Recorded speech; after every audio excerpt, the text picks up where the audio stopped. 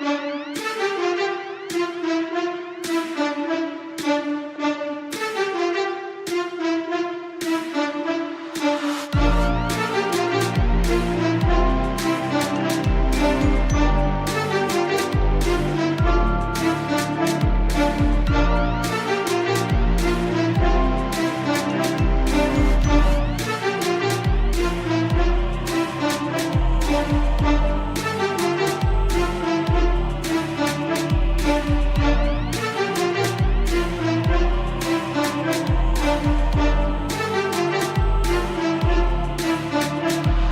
yeah, oh yeah.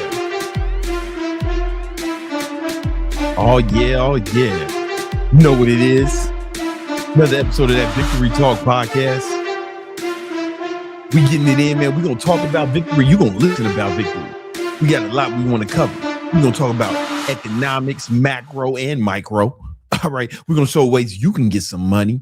You can get in an amazing shape. Build your mindset, money, muscle, mindset. That's what we talk about on the Victory Talk podcast. Let's get it.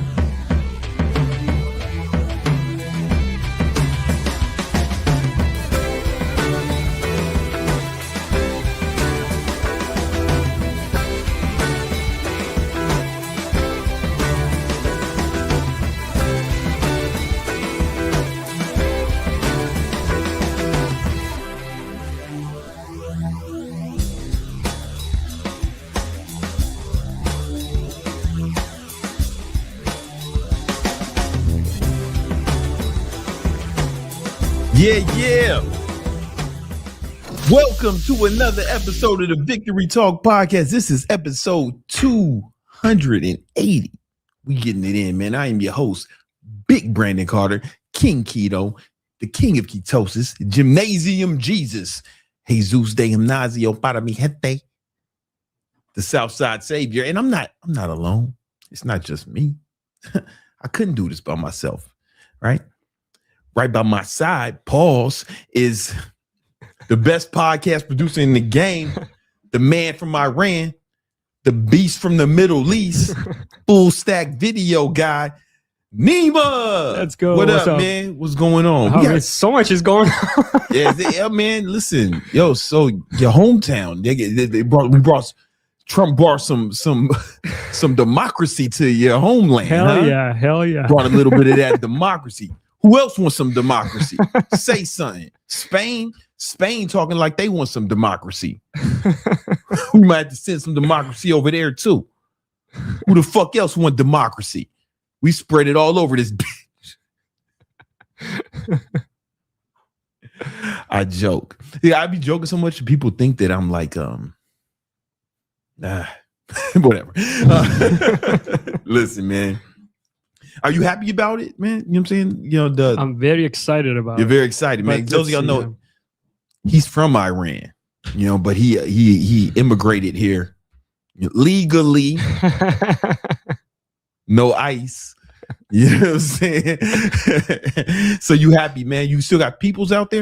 Yeah. Your squad? Yeah, the whole squad. The whole squad, they happy? They throwing the parade? They jumping for joy or what? They're just waiting because they're waiting for the cue from Trump and Crown Prince, which is in the U.S., to kind of take over the government. Say what's on. Yeah, you need me to call Trump, man? See what's up. I'll let you know. Let's wait. Let's give them a couple of days. I hit him, but he still owes me a favor from the thing at the place. Yeah, I remember. Yeah. He still owes me a favor or two. I'll definitely let you know. What I'm saying?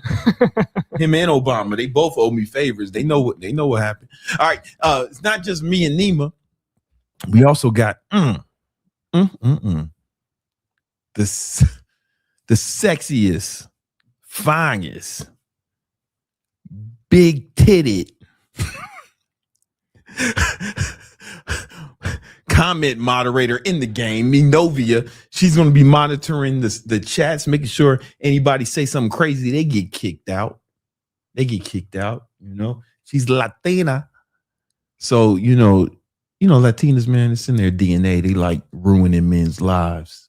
They're kind of bred to do that over generations, And she can't do it to me because I'm King Keto, right? But she gets to take out that aggression on you. You know what I'm saying? It's kind of like if you got like a cat right? The cats, they're like really good hunters, right? But if you ain't got no motherfucking critters in the crib, you got to give them little cat toys or get a laser so they can get that out. Y'all are that. So if you come in here talking crazy, she gonna kick you out, and she gets to unleash her Latina aggression on you. You know, she's also gonna be reading your super chats. So if you want your comment read by some big titties, then leave a super chat and she'll read them, man. Yeah, feel me? All right. We got a lot we want to cover today, man. Iran going crazy. You know what I'm saying? It's democracy over there now. It's some shit, a lot of shit I want to cover, shit I want to help you guys with. I want to answer all your questions, man. And when you're done watching this episode, you're going to be a better person, a better man. Of that, I assure you. But before we get into that, we got a few super chats. I mean, we got a few sponsors, Nima. Yeah. Got some sponsors. The first sponsor is me. What's one of my free books? It's the 7-day AI action plan. Come on, man. All right, so listen, I wrote a book. It's called the 7-day AI action plan, an ebook, electronic book, right? And to show you how to use AI to start your online fitness business, man. It's going to give you a 7-day action plan, a blueprint, if you will, step-by-step instructions, what you need to do for the next 7 days to really get your business popping, to get it started. It's 100% free. Go ahead, click the link in the description, download that shit. Don't fuck around. All right. Don't fuck around. Download that shit. It's free. All right. Next sponsor. A little something Nima and I've been working on behind the scenes. We haven't talked about it much. This might be the first time we mentioned it. But it's called thigh repellent. All right. We want to have this. We're going to have this out by St. Patrick's Day, just in time for the parade. So thigh repellent. Here's the thing. Me and all my friends, we balling. And when you're balling, there'll be like a lot of women who like, want to come at you. It's just, they like money, and especially if you're in amazing shape, or you like me looking like the Oscar statue. Like if the Oscar statue had some tattoos, that's it'd be me. And anyway, when you got that kind of look, and then women that come at you, but not all women are good women. Some women are bad. Yeah. Myron doesn't talk about it much, but he'll tell you that like some women ain't good. And this is the thigh repellent was genetically engineered to keep away the bad women, the thoughts, the hoes, sluts, skanks, skeezers, Jezebels, scallywags, skanks, and hood rats. All right. But good women, they'll smell you and be like, damn, you smell delicious. It won't affect them at all. But it'll be like a force field, around yourself, a barrier that's impenetrable by thoughts, because you don't want thoughts to ruin your life. I had to develop this after Fresh from Fresh and Fit, when he was with that Asian thought. We found out that she might be a prostitute, and she was saying that she was about to have his black babies. I was excited about that. Him Fresh having a little baby Fresh, little half Asian Fresh, because I was gonna be Uncle Brandon, man. I could teach him about making money, teach a little kid about making money, and the kid could teach me karate. But it didn't really work out. Whatever, I don't know. But listen, that's why I developed thigh repellent, to make sure that I don't have to worry about it, but none of the homies have to worry about thoughts infiltrating their life like that again. And we want to have this out by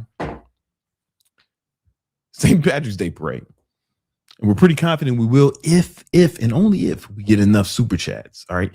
So all your super chats go towards development of thigh repellent. Right. The suppliers, they're ready. The laboratory, they're ready for us to press the button. Right. They're ready to press the button and start printing it up. We got the whole lab ready. The scientists, they're just on standby, letting them get this shit out. We did all the clinical trials. The fuck? Somebody who's in the house? Where's my gun? Oh, is that the gun? That was the Dominican girl. Yeah. Sit down. Anyway, we're gonna have this out by St. Patrick's Day parade. It's a real product, all right? It smells delicious. Unless you are a thought, in which case it's going to be a little deadly for you to encounter, but that's okay. You know, less thoughts is better. All right. All your super chats go towards that. All right. Guys, we got a lot we want to cover today, man. We got a lot we can cover today. Oh, you know what, Nima? Somebody said when we did the live shit over the weekend, somebody said Brandon getting fat. Yeah, they right though. I've been bulking 4,000 calories a day. Keto. Yeah, it's been intense. I haven't been watching videos. Yeah, man, listen, bro. This time, the end of the month, my face is really gonna look like an emoji. I'm gonna look like a minion because I'm bulking, man. So I'm gonna get a little fat. I'm gonna look like Despicable Me, one of the minions. It's all good though. You know what I'm saying? I'm gonna look, you know, the strong minions. I look like one of a strong minion. That's where I'm going. That's a look I'm going for. And then I'll cut before. If y'all want me to document the keto bulk, it's intense. It's intense, but yeah, man, I get fat in my face, so I'm gonna look like like like when you do something cool, you send the emoji with the. That's just me.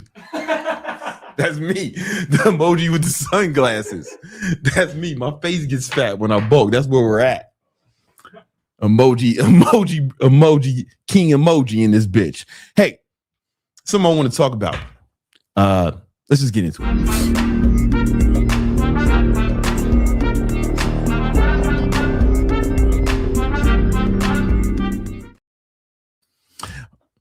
The other day, this Dominican chick went on my boy's podcast, my boy Ian Dunlap. Him and his he does a podcast with another dude, Rashad, I think his name is, and they had this chick on there, and she was saying, "Yo, for a guy to date her, he got to be spending at least $50K a month on her, or giving her $50K a month." Let me show you the clip. Mm-hmm. If you date somebody, right? I don't know what your relationship status is now, but what are you expecting on a monthly basis from financially? All right, if you date somebody, what do you expect on a monthly basis financially? This is deep into the pod. Shout out to the homie Ian, man. That's my dog. Yeah. Honestly, I'm spoiled. No, as soon as they said a sport, it's going to be a ticket. Go ahead. What's that mean? Just what's that range?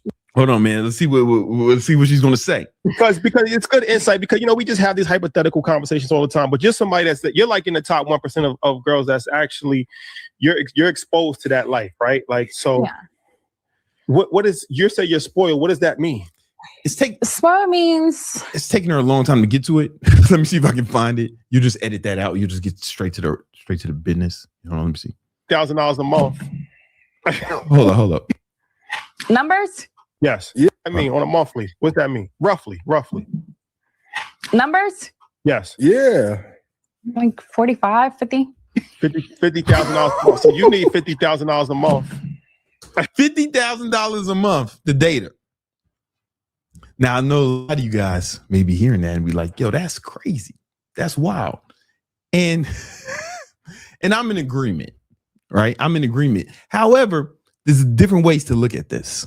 There's a few different ways to look at this. First of all, if you the dude giving this chick $50K a month, brother, I could have just took you to Dykeman, Washington Heights. You can find countless of these. I mean, there's like many of them. They're everywhere. At the local bodega, there's one eating a chopped cheese right now at the bodega. So, brother, you overpaying, brother. You overpaying if you that dude paying $50, man. $50K. But there's another way to look at this, right? Because we're all tempted to just go full Myron on her and call her all types of names and saying she's crazy and delusional. But here's the thing. If a dude is really paying that, is it delusional? Right? If a dude is paying that, is it delusional? Yeah, he's overpaying. I promise you. I used to live on 145th and Broadway. Streets is flooded with chicks that look like that. Flooded. He's overpaying for sure. But if you don't know that, I mean, listen, if someone's paying for it, is it delusional? See, I'm what you call a free market capitalist. The free market speaks, right? And, you know, we might want to say, oh, she's a bartender and or stripper or whatever. She's this, she's that. But, you know, if a dude's willing to pay for it, it may not be delusional. It's obviously not. She's getting the money. It's just economics. And I said that twice. Pick the best one.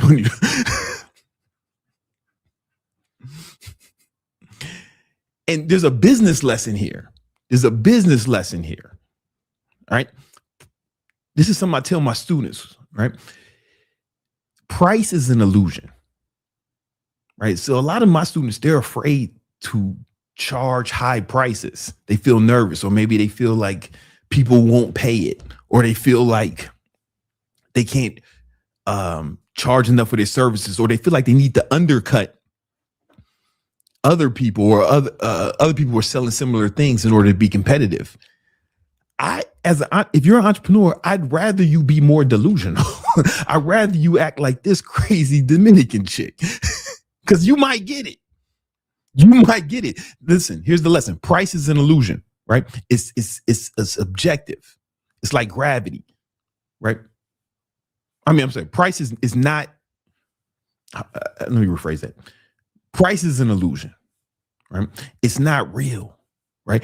Price just represents a temporary agreement between a buyer and a seller. Whatever somebody's willing to pay for something is the price. That's how much it costs. All right. It's not what it's worth or what it should cost or what makes you comfortable. It's what someone is willing to pay for it. And it changes based off who's buying, what they believe they're getting, what alternatives exist, and how rare it is, how badly they want it, how much money they have. These are all factors that go into whether or not that person is willing to pay for it, right?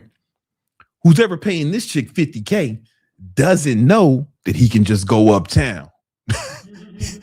Who's ever been paying this chick $50K has never been above 110th Street. Otherwise, he would know they everywhere. You can't dodge them if you try.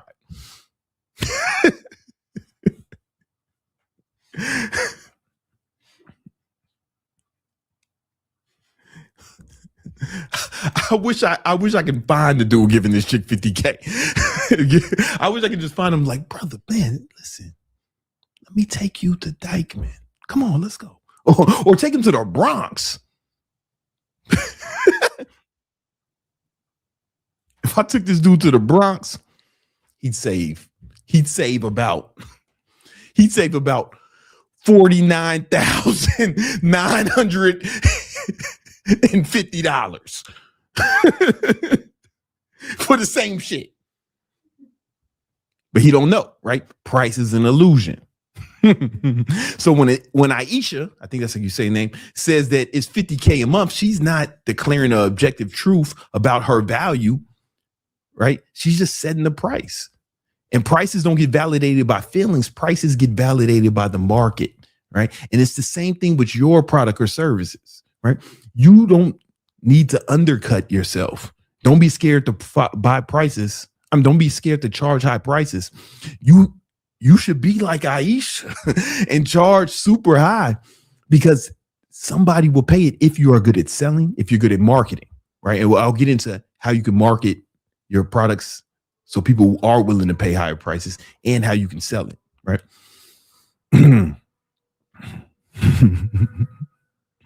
But that's the beauty of the free market, right? Because some people got visibly mad when they made reaction videos. Say, who the fuck's gonna pay that?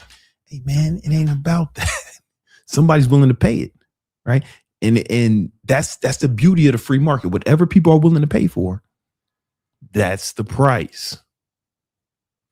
That's the price. For example, somebody may see this watch. I paid like $200K for it, right? When I bought it at the top of the pandemic. You can get it for cheaper now. You can get it for like $160 now. But anyway, they giving them away now. It's a steal.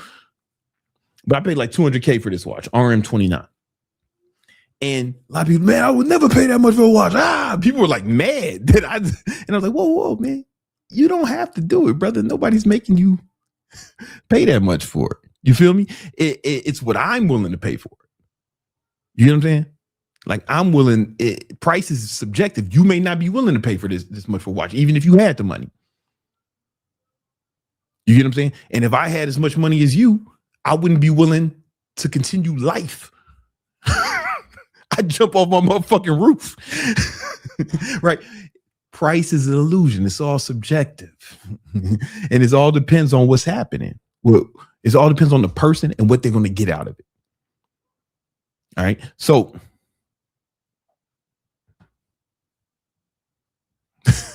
but let's get tactical for a minute. Let's get tactical.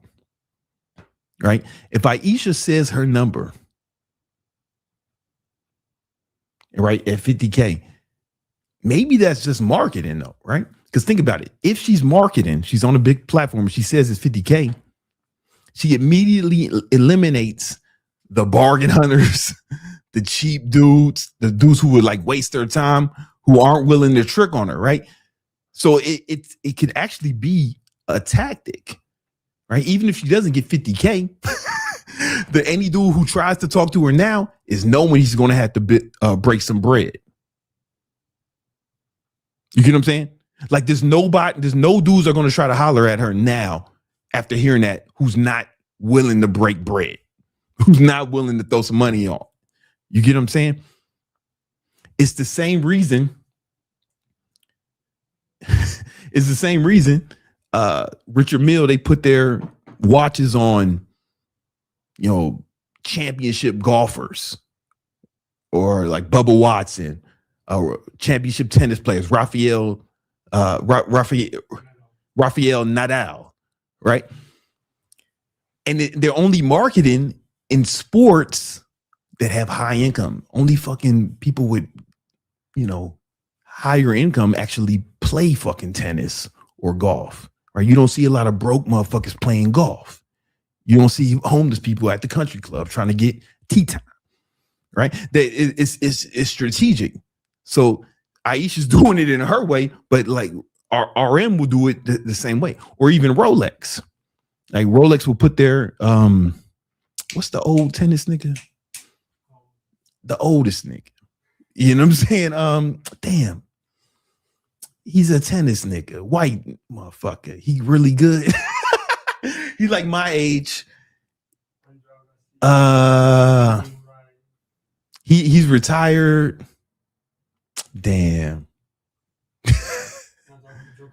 Not Djokovic. He used to go against Djokovic though. Nah. Roger Federer. It's just like, yo, even Rolex, so they're not putting they don't have ambassadors for people who play like poor people sports. They'll give they'll get ambassadors like Roger Federer. You feel me? Right? It's signaling. So from a marketing perspective, whether you think she's tripping or not, from a marketing perspective, if she wants the bag from a simp, that's what she needs to do. She's doing the right thing. She's trying to get the big bucks. So so just by saying that, boom, she eliminates all regular niggas who might try to holler at her. She eliminates all regular dudes who might try to holler at her. All motherfuckers who ain't willing to trick on her. You know what I'm saying? It's marketing. It's marketing. Is this making sense? I hope you guys are getting it. Same way Rolex put, every time there's a new Rolex coming out, who you see with it first? Roger Federer.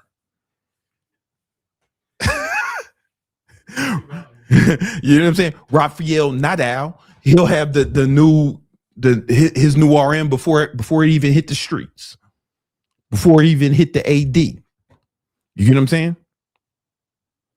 Mhm. So setting high prices is kind of like a brand's way of saying it's saying that they only want a specific customer, right? That's who they're marketing to. You get what I'm saying? Are you guys getting this? Right? Nobody, and because of that, nobody goes in to the Richard Mille boutique like, hey man, come on, man, let me get a deal on that RM. You don't even see that. You know what I'm saying? Now, that's what you need to do as an entrepreneur for your business or whatever you got going on. Don't be afraid to charge high prices, because if you charge high prices, you immediately kick out the people who will waste your time, the people who ain't trying to pay, the people who aren't serious. Right. And what you're going to notice is that when you start dealing with people who are willing to pay more money, they're actually easier to deal with. The hardest customers to deal with are the motherfuckers who always want a discount or buy something cheap. Like, they'll stress you out. Dealing with broke people, they'll stress you out. They spend $100 and text you all day, every day. But the motherfucker who dropped 10 grand, you may never hear from him. I've had people give me like 10 grand or more, and I never heard of them from them. I was like, all right, bro. I mean, I'd rather help them out, and I'll hunt them down because I want to give them results. But I'm just telling you, man, when people dealing with customers who have money is way easier than dealing with broke dudes. And I imagine Aisha probably had this similar experience. Because if she dealing with Pedro from Punta Cana, his job is maybe he sell Presidente beer on the beach. It's probably some more struggles going on than the motherfucker who's dropping 50K at Starlets. It's probably easier,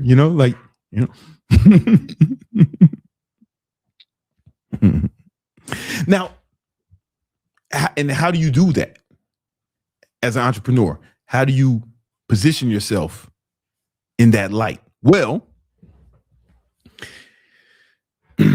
you have to, first of all, you have to talk to the kind of customer that you want.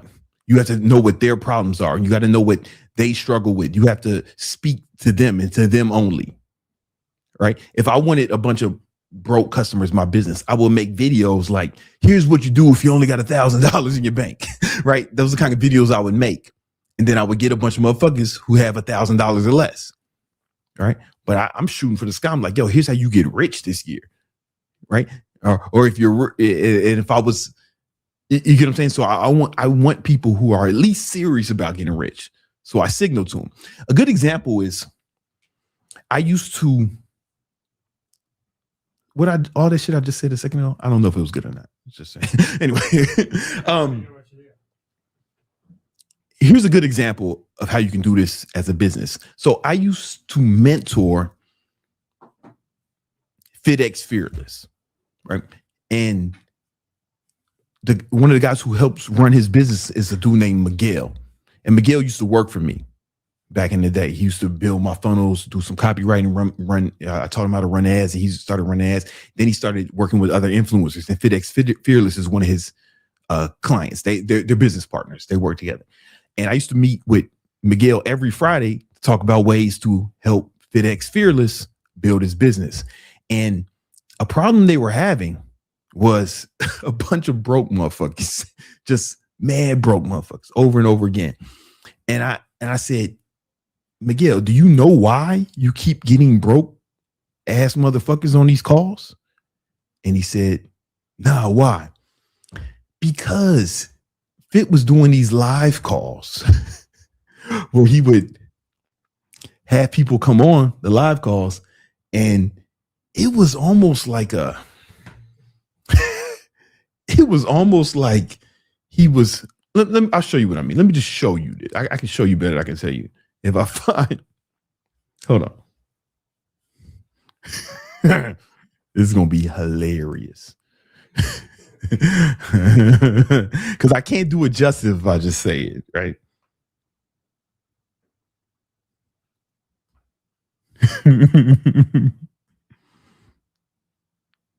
Hold on.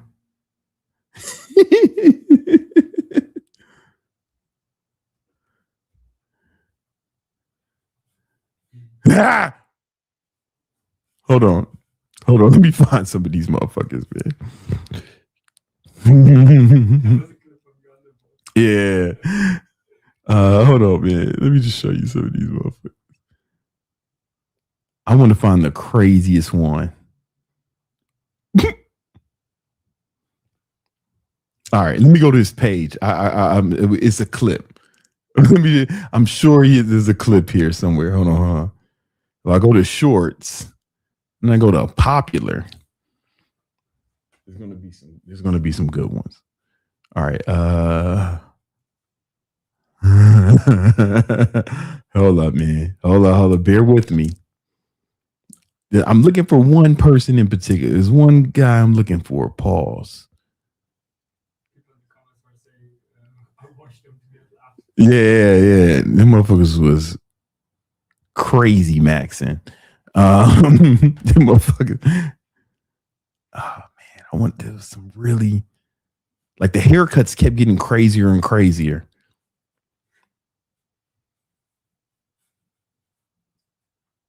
Oh man, there was some good one.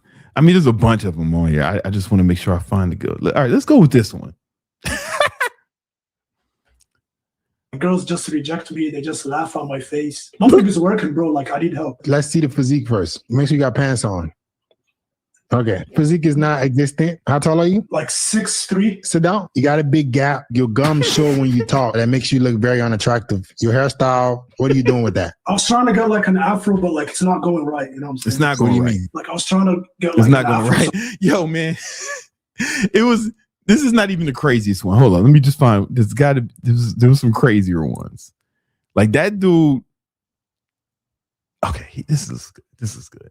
How's your body looking right now? Pause. All right, so you super skinny. It look like you ain't got a haircut in forever. When's the last time you got a lineup? A long time. You look homeless right now, bro. If I was to see you walking the street, I would think that you need some spare change. You look so rough. That's because you can't even afford to keep up with yourself. You got hair, but it looks like you haven't done that in a while. You got some potential, bro, but So it was like guys like this, motherfuckers who were like looking homeless, didn't have jobs, living in basements and shit.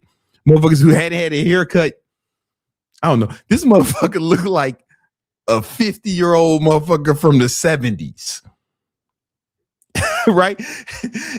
And I was like, hey, man, you know why you're getting broke people on your calls? Because you marketing to them. You literally marketing to them. Let's say I was single. Big Brandon Carter. I know it's crazy, right? But let's just say I couldn't get bitches. This might be difficult for us to wrap our brains around. But let's just try to go there. And I'm successful, and maybe I just wanted to optimize my pimping. Let's say I was single. I just wanted to optimize my pimping, and I was looking for a coach, right? I was like, yo, Fit, I wouldn't go to you. You look like you specialize in coaching motherfuckers on the spectrum. It looks like that's your target market. Motherfuckers on the spectrum. So you're actually repelling your target market.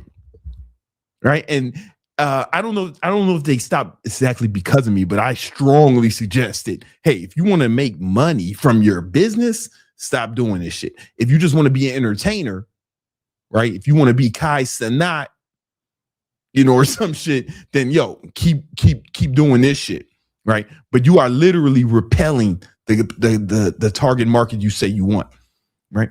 You out here retard maxing. Can you say retard maxing on YouTube? I'll let you know by Thursday. We're about to find out. We should know in about 10 minutes. You you getting broke motherfuckers on the call because you spectrum maxing. Spectrum. That's a new word. You spectrum maxing, bro. You know what I'm saying? You literally targeting these motherfuckers. right? So if I was a dude on the spectrum, I'd be like, oh man, Fit can help me.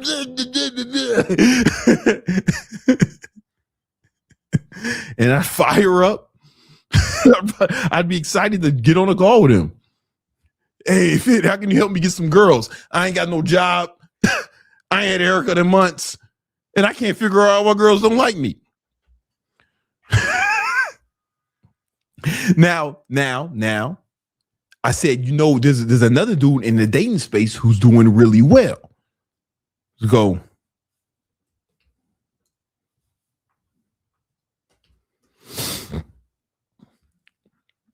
How you spell his name? Sartain. Yes, how you spell Sartain?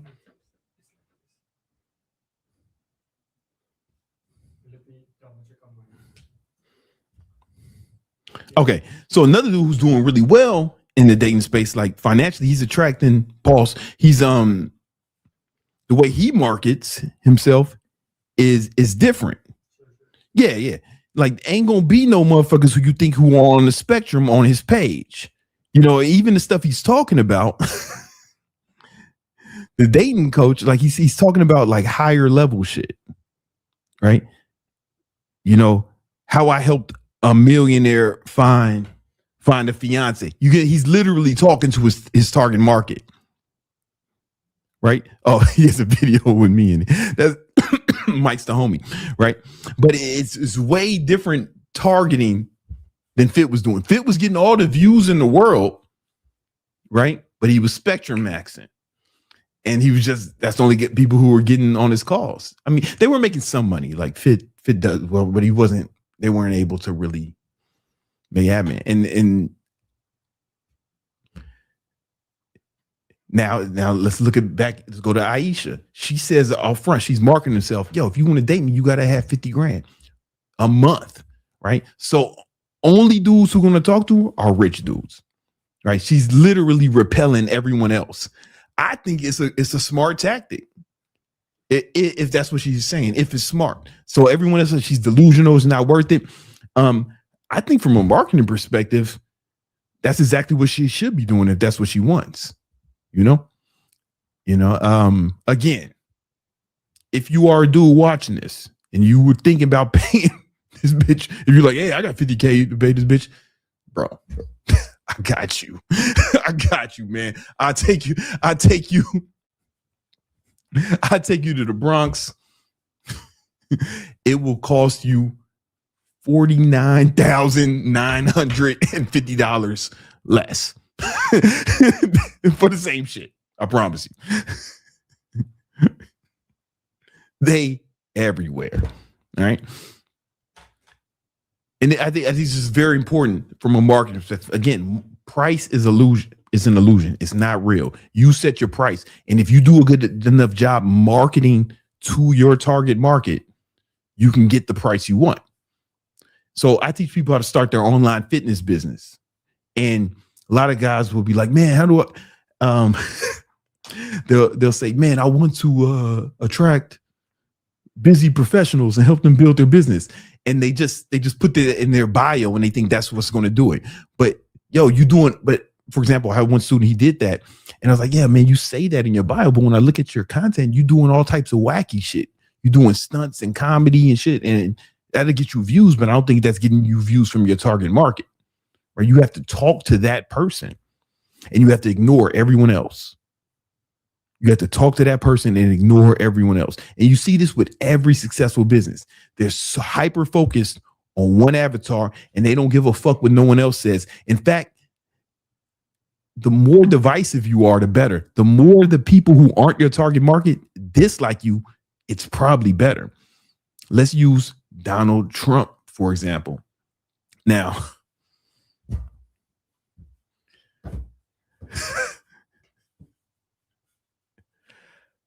how do I put this? Fuck. I'm not the biggest fan of Trump. I'm going to be honest with you. However, I do think he is an amazing marketer. From a marketing perspective, I can't think of anyone better. For example, he was able to become president without ever holding public office before. There was only one other person to do that, and that was Dwight D. Eisenhower. He had to kill Hitler to do it. I know a lot of Trump fans might be thinking, oh, he killed Hitler, fuck him. Some of you guys might. But what I'm saying is Trump was able to do that without even, he's the only person that do it. He didn't have to kill Hitler or have public office. He's the only one to ever do it. But what he did do was talk crazy. He deliberately alienated any of the people he didn't want to market to. You know what I'm saying? He said, fuck. He came when he first announced he was running for president. He came down a golden elevator. He said, yo, Mexicans are coming over here bringing drugs and crime. He was super serious. And, you know, all the guys he wanted to vote for him were like, yeah, they're the reasons I ain't got no job. Is the immigrants taking a job? Like, he was super divisive. But what that did was that got the people who were excited about that really excited. Trump fans, man, you ever meet a real diehard Trumper? Doesn't matter what this motherfucker does or what you say about him, he's gonna defend Trump and be down with him. That's a testament to like really strong marketing. I think he might be the best marketer of all time. Like I really believe that. Whether he's a good president or not, that's subjective, you know. Okay. Form your own opinions on that. But the marketing, so just like Aisha, she said, I need $50K a month. Most men are going to be like, man, fuck that bitch. She's fucking crazy, delusional, right? People are going to make videos about it. From a marketing perspective, that's exactly what you want. That's exactly what you want. Because the guys who are serious about tricking, who like are serious about simping and tricking, they're going to be excited to get to her. You get what I'm saying? Oh man, there's some book. Oh. And she's only going to attract the guys who are willing to do that. The same reason, like Trump's not trying to get people in the middle to vote for him. He's not trying to get people definitely not trying to get people to the left to vote for him. In fact, he's deliberately repelling them. Right? Anthropic said, Anthropic from Claude, they said, yo, man, we kind of don't want you to use our LLM for autonomous weapons or to spy on Americans. Sounds reasonable to me, but Trump said, they're liberal psychos. It's like, yo. But that's good marketing, right? Because the people on the far right, his target market, he only wants people on the far right. He wants to get them super excited to vote for him. And it's working. It works. And same thing Aisha's doing. Same thing Rolex is doing. Rolex puts their watches on Roger Federer.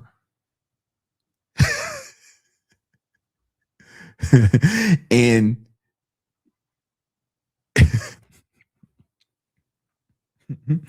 because they only want to go, because even the people watching tennis are more affluent.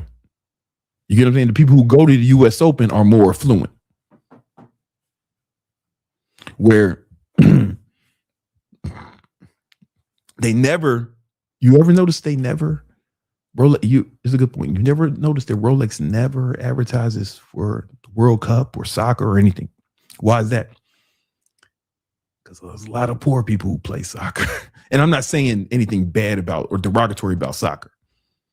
But you go to any slum across the world, there's going to be motherfuckers playing soccer, you know, or basketball, right? Where I'm from, a lot of motherfuckers are playing basketball, you know. Any sport where poor people play, Rolex and Richard Mille don't advertise on it, right? They don't even want those fans. They don't give a fuck about what you soccer play. Now, soccer players make a lot of money for sure, but they talking about soccer fans, man. Soccer fans, tennis fans, golf fans. They'll get endorsements for them all day, right? But not soccer, basketball, or even football. Basically, any basically any sport dominated by poor brown people. Any sport where poor brown people use it as a means to escape poverty. Tennis, if you got good at tennis, for the most part, at least now, right? Serena Williams might be the last motherfucker to be poor and get rich off tennis. Now, if you want to be a pro tennis, there's a school in Miami. It's a private school. It costs like $10,000 a year or something, and it's like a tennis school, and that's where all like the top pros come from. That, but they already got money. You know, like to even watch tennis, you got to be influent. I'm just saying. Aisha's doing exactly what she's doing to attract that target market. You need to do the same thing. You need to only speak to your target market. Don't be scared to alienate other people. In fact, the more you alienate people who are not your target market, the better. All right. If you want some help with this, I got a free ebook to grow your online fitness business. It's called the 7-Day AI Action Plan. And I'll show you how to grow your online fitness business, to target the right person, and how to use AI to help you find your target market and help you identify what works best for them and what kind of messaging you need to put out to attract the target market that you desire. Click the link in the description. All right. Man, I'm sweating. It is what it is. Hey, man, let's talk about the market.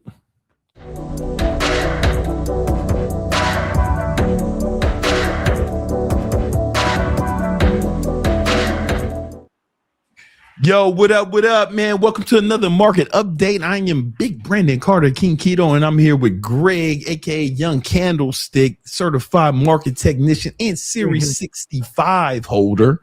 You need to get your Series 67 so we can 6'7". Yeah. Hurry up. Just for that. Just for that. You need to get your. Yo, man, let's talk about the market, player. Man, the markets are slowly cracking right now. We have war, we've got AI, we've got rising unemployment, we've got inflation, we got volatility. I'm here to help you navigate it. Okay? Please. I'm here to help you navigate it. So basically what's going on is the S&P 500, it's just flopping back and forth. It's, having green day, red day, but it's just slowly inching lower. We actually started off the day with a massive gap down and had a brutal sell-off.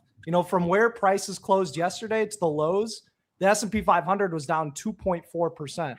So that's a pretty big down move. But also, it went on a massive rally. And so basically what's going on is the market makers can't really price in their risk. People are buying puts, and it's causing these big-ass sell-offs. Puts went up 20x. So if you put in $1,000, you made 20 grand. Okay? Wow. Calls 10x from the lows. So if you put in $1,000, you made 10 grand. Wow. It's tricky though, because most of the time you won't see these exaggerated of a move. And so you're not usually going to get those 10x or 20x type trades. But I'm going to be breaking down some other markets. But what I'm seeing on the S&P 500 is we might do this like slow, like zigzag, like chop lower. It's going to be difficult for it to just drop and stay dropped. There's like this ghost that's like supporting up the market. Anytime it's down, they can't get it finished like in a huge red day. So what I'd be more focused on than the S&P 500 is shorting relative weakness and buying relative strength. So we're at war right now. Right? War with Iran. We'll bring some democracy over there. Here's the war game plan. Airlines tend to get shat on. Okay. So people aren't going to be going to the plane station when there's bombs dropping all around. Okay. Jet is the airline. Is the airline ATF? ETF? Yep. It's just a basket of airline stocks. So United Airlines, Delta, Spirit, if you want to fly the plane yourself. Hey man, listen, I'd rather get shot from a cannon than ride Spirit. Yo, listen, I was on Spirit. Yo, check this out, man. I had a first class flight. It was the day before Father's Day, right? I had a first class flight to go see my son, spend Father's Day with my black son. And I get first class flight, Delta. I'm about to get on. The flight keeps getting delayed. I'm on the flight. I'm on the plane, and it's just staying at the top. Delayed. Then they cancel the flight, And it was like some weather, those mad flights was getting delayed. It was getting canceled. And I was like, fuck, I gotta see my black son. How am I gonna get down? How am I gonna get down there? And I look on there and I see the only airline that was willing to fly through the bullshit was Spirit. Oh no. Yeah. So I bought a flight. I bought a Spirit flight. Spirit they don't have a first class, but they got something. It's like a front of the plane kind of thing. I was like, all right, I'll pay the $50 for that. And then, so I get on Spirit Airlines and what I noticed is, oh shit, this is a fucking old ass plane. This is from the 80s or 90s. And the reason I knew that is because it had ashtrays in it. Oh, wow. And I seen that's what I used to see when I was a little kid. They had ashtrays on the planes because there was a time you could smoke on planes. Yeah.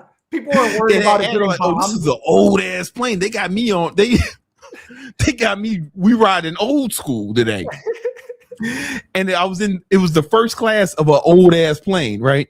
Yeah. And the dude next, no bullshit. The plane waitress, right? They're going around selling shit. They didn't give you nothing, not even water. You gotta buy that shit. Nothing free, man. Nothing free. This bitch got a rolling bodega on her counter. She got a bodega full of shit, right? She rolling it, selling it, slinging that shit. She had a tattoo on her neck. I shit you not. That's rare. A tattoo on her neck, man. I don't know if that was the gang she was in or like baby daddy or something. I was trying not to look at her too much because I didn't want to get stabbed. And there was a dude next to me, man. He's sitting like this the whole time. Okay. And he's watching TikTok out loud. No headphones. He watching TikTok loud as hell. He doesn't give a fuck about what other people He didn't give a fuck about nobody, least of all me. Least of all you. Man, and I'm glad he survived. He was bigger than me. He was huge. And also it's a felony to fight a motherfucker on the plane. So I was like, man, if I fight this motherfucker, I'm gonna be on a no-fly list. And I don't know that I'll win. He's fucking huge. So I was like, you know what? I got noise canceling headphones. I'm just going. I'll be all right. Weight's a big deal in fights. Weight is a big factor when it comes to fighting. Yeah, man, this weight class is for a reason. Yeah. And then it's like, even if you do get on a fight, it's a felony to fight on an aircraft, like a felony. And I'm like, man, it ain't worth it. This is a 90-minute flight. I ain't tripping. You know what I'm saying? Let this man watch TikTok out loud at top volume. I mean, it was what there was some crying babies. It was like some baby mamas. It was like the wildest shit in the world, man. I thought just chaos. Like if a motherfucker, only New Yorkers are gonna understand this, but if a motherfucker would have got up from his seat and said "Showtime" and started like breakdancing in the aisles for change, I would not have been surprised. It was like I was on the motherfucking F train in Queens. That's what it felt like. Yeah. That's an experience. It humbled. You know what? But the beauty of that, it made me on the way back. I got my first class Delta flight. Yeah, first class Delta is so nice. I appreciated it even more. You get what I'm saying? I appreciated it more because I knew how bad it can get. Yeah. Yeah. I was by a well-behaved, mild-mannered white man sitting next to him instead of a giant thug listening to TikTok. All right, let's keep going. Yeah. So basically, I don't think there's going to be as many flights. That's what I was getting at. Okay. Luckily, we don't have to fly Spirit too often right now. Okay? Hey, man. Had to see my son. Yeah. Man, later I should pull up a stock chart of Spirit Airlines. Stock was down like 90%. It's like a penny stock now. Yeah. But I digress. Jets puts. So buying Jets puts is a good money move. In victory trades, we shorted the high of the day yesterday in Jets and took profits first thing this morning on Jets. So a nice quick like 35, 40% gain. If I would have went with the weekly put options, I would have been a little bit better, but that's fine. But I do think Jets can drop from here. As long as the market doesn't recover, I see another 5-10% downside in jets, but it can recover once the war is done. Okay. Oil prices. And the reason why jets tends to not do too well is when oil prices spike like they are right now. So gas prices going up, oil prices spiking.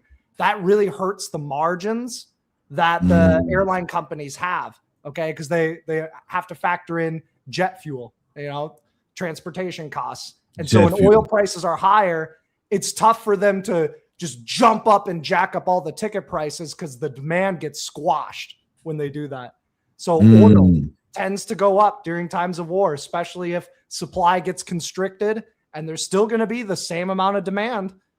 That's going to be a big thing. Also, it uses a lot of oil to partake in warfare. Okay. Think of all those fancy war. You need oil. You need oil for war. Yeah. And you get oil from war. Yeah, that's been my experience. That's true. Hopefully there's a big payoff at the end of this, We'll see. But it's just like that fight though, Brandon. It's like most of the time everybody loses in a fight, most of the time it just never ends well for most people. We'll see that. Gold tends to go higher during times of war. We went long on gold at 473. I sniped the high yesterday. I'm so glad I caught that. We turned $200 into $300. Not a huge game, but not bad. That's 50%. And gold gapping down today. It was down about 5% today. I'm just neutral / bullish gold. I don't think it's like the big trade, but I think it just gravitates higher. And the reason for that, why gold dropped, is the dollar is starting to strengthen. Look at that dollar, bull flag, rally, bull flag, rally. So that's what's going on. The dollar is rallying. So at least your purchasing power is starting to strengthen, and the money in your checking and savings account has a little bit more buying power. Obviously, it's bigger on like a mass scale in the United States. Yeah. But another reason why the market's dropped is because when the dollar strengthens, it's like, why have my money in risky assets? It makes sense to put your money in the stock market if the dollar's just getting shat on. Because it's like, I got to get rid of all these dollars. They're burning away. Yeah. But now it's appreciating in value. So that's something to consider. Okay. Cruise lines tend to get slapped during times of war as well. Cruise lines, Carnival Cruise broke down underneath this $30 level. This could break down again if it comes underneath 27.25. Okay. If we take a look at Bitcoin not doing shit. Just still sideways. It's low basing is what it's doing. Yeah, it's low basing. It could be a rounded bottom, but I certainly would not buy it. Who cares if you buy it and it pops 5 or 10%? The risk just isn't worth it. Bitcoin still has another 50% downside potential, this year. So the question really becomes is this the low for the stock market, or are we just getting started? Because we spiked the bottom end of the range. We couldn't hold it. Are we going to zip back up? A lot of indicators are really just saying sideways. You can draw an arrow at the end of like any EMA that you're using, and that kind of forecasts the trend. So it looks like it's just neutral to slightly bearish moving forward. Now, if the dollar keeps rising, that's going to put pressure on stocks, right? Yep, it should. It tends to. Yep. All else being equal, yes. There are other factors at play. There's a lot that affects supply and demand of equities. But definitely, if the dollar keeps pumping, you see gold keep dropping, that could start to make the S&P 500 drop a little bit more. I think, okay, so I got some theories. Yeah, what's up? Hold on, I'm going to pull it up in a second. I got some theories about why gold went down and the dollar went up. And I think it has a lot to do with Iran and China. Okay, let's hear it. Right. So China was getting a lot of oil from Iran. Right. And it shows China was getting oil from Iran. Right. And here's the thing, though. They were pricing it. It wasn't being priced in dollars. Remember, we talked about this before. Every time a country tries to price oil in anything but dollars, bombs start dropping. Yeah. It happens every time, because that's the reason why America is the global reserve currency, right? Yep. Is because everything is based in dollars. Yep. Iran, they got a lot of oil, right? They got a lot of oil. They was doing a lot of trading with China, not doing this shit in dollars. Yo, America does not like that. I mean, every time that shit starts happening, bombs start dropping.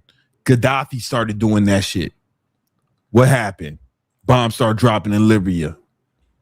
You know, Saddam Hussein started trying to trade oil in something other than dollars.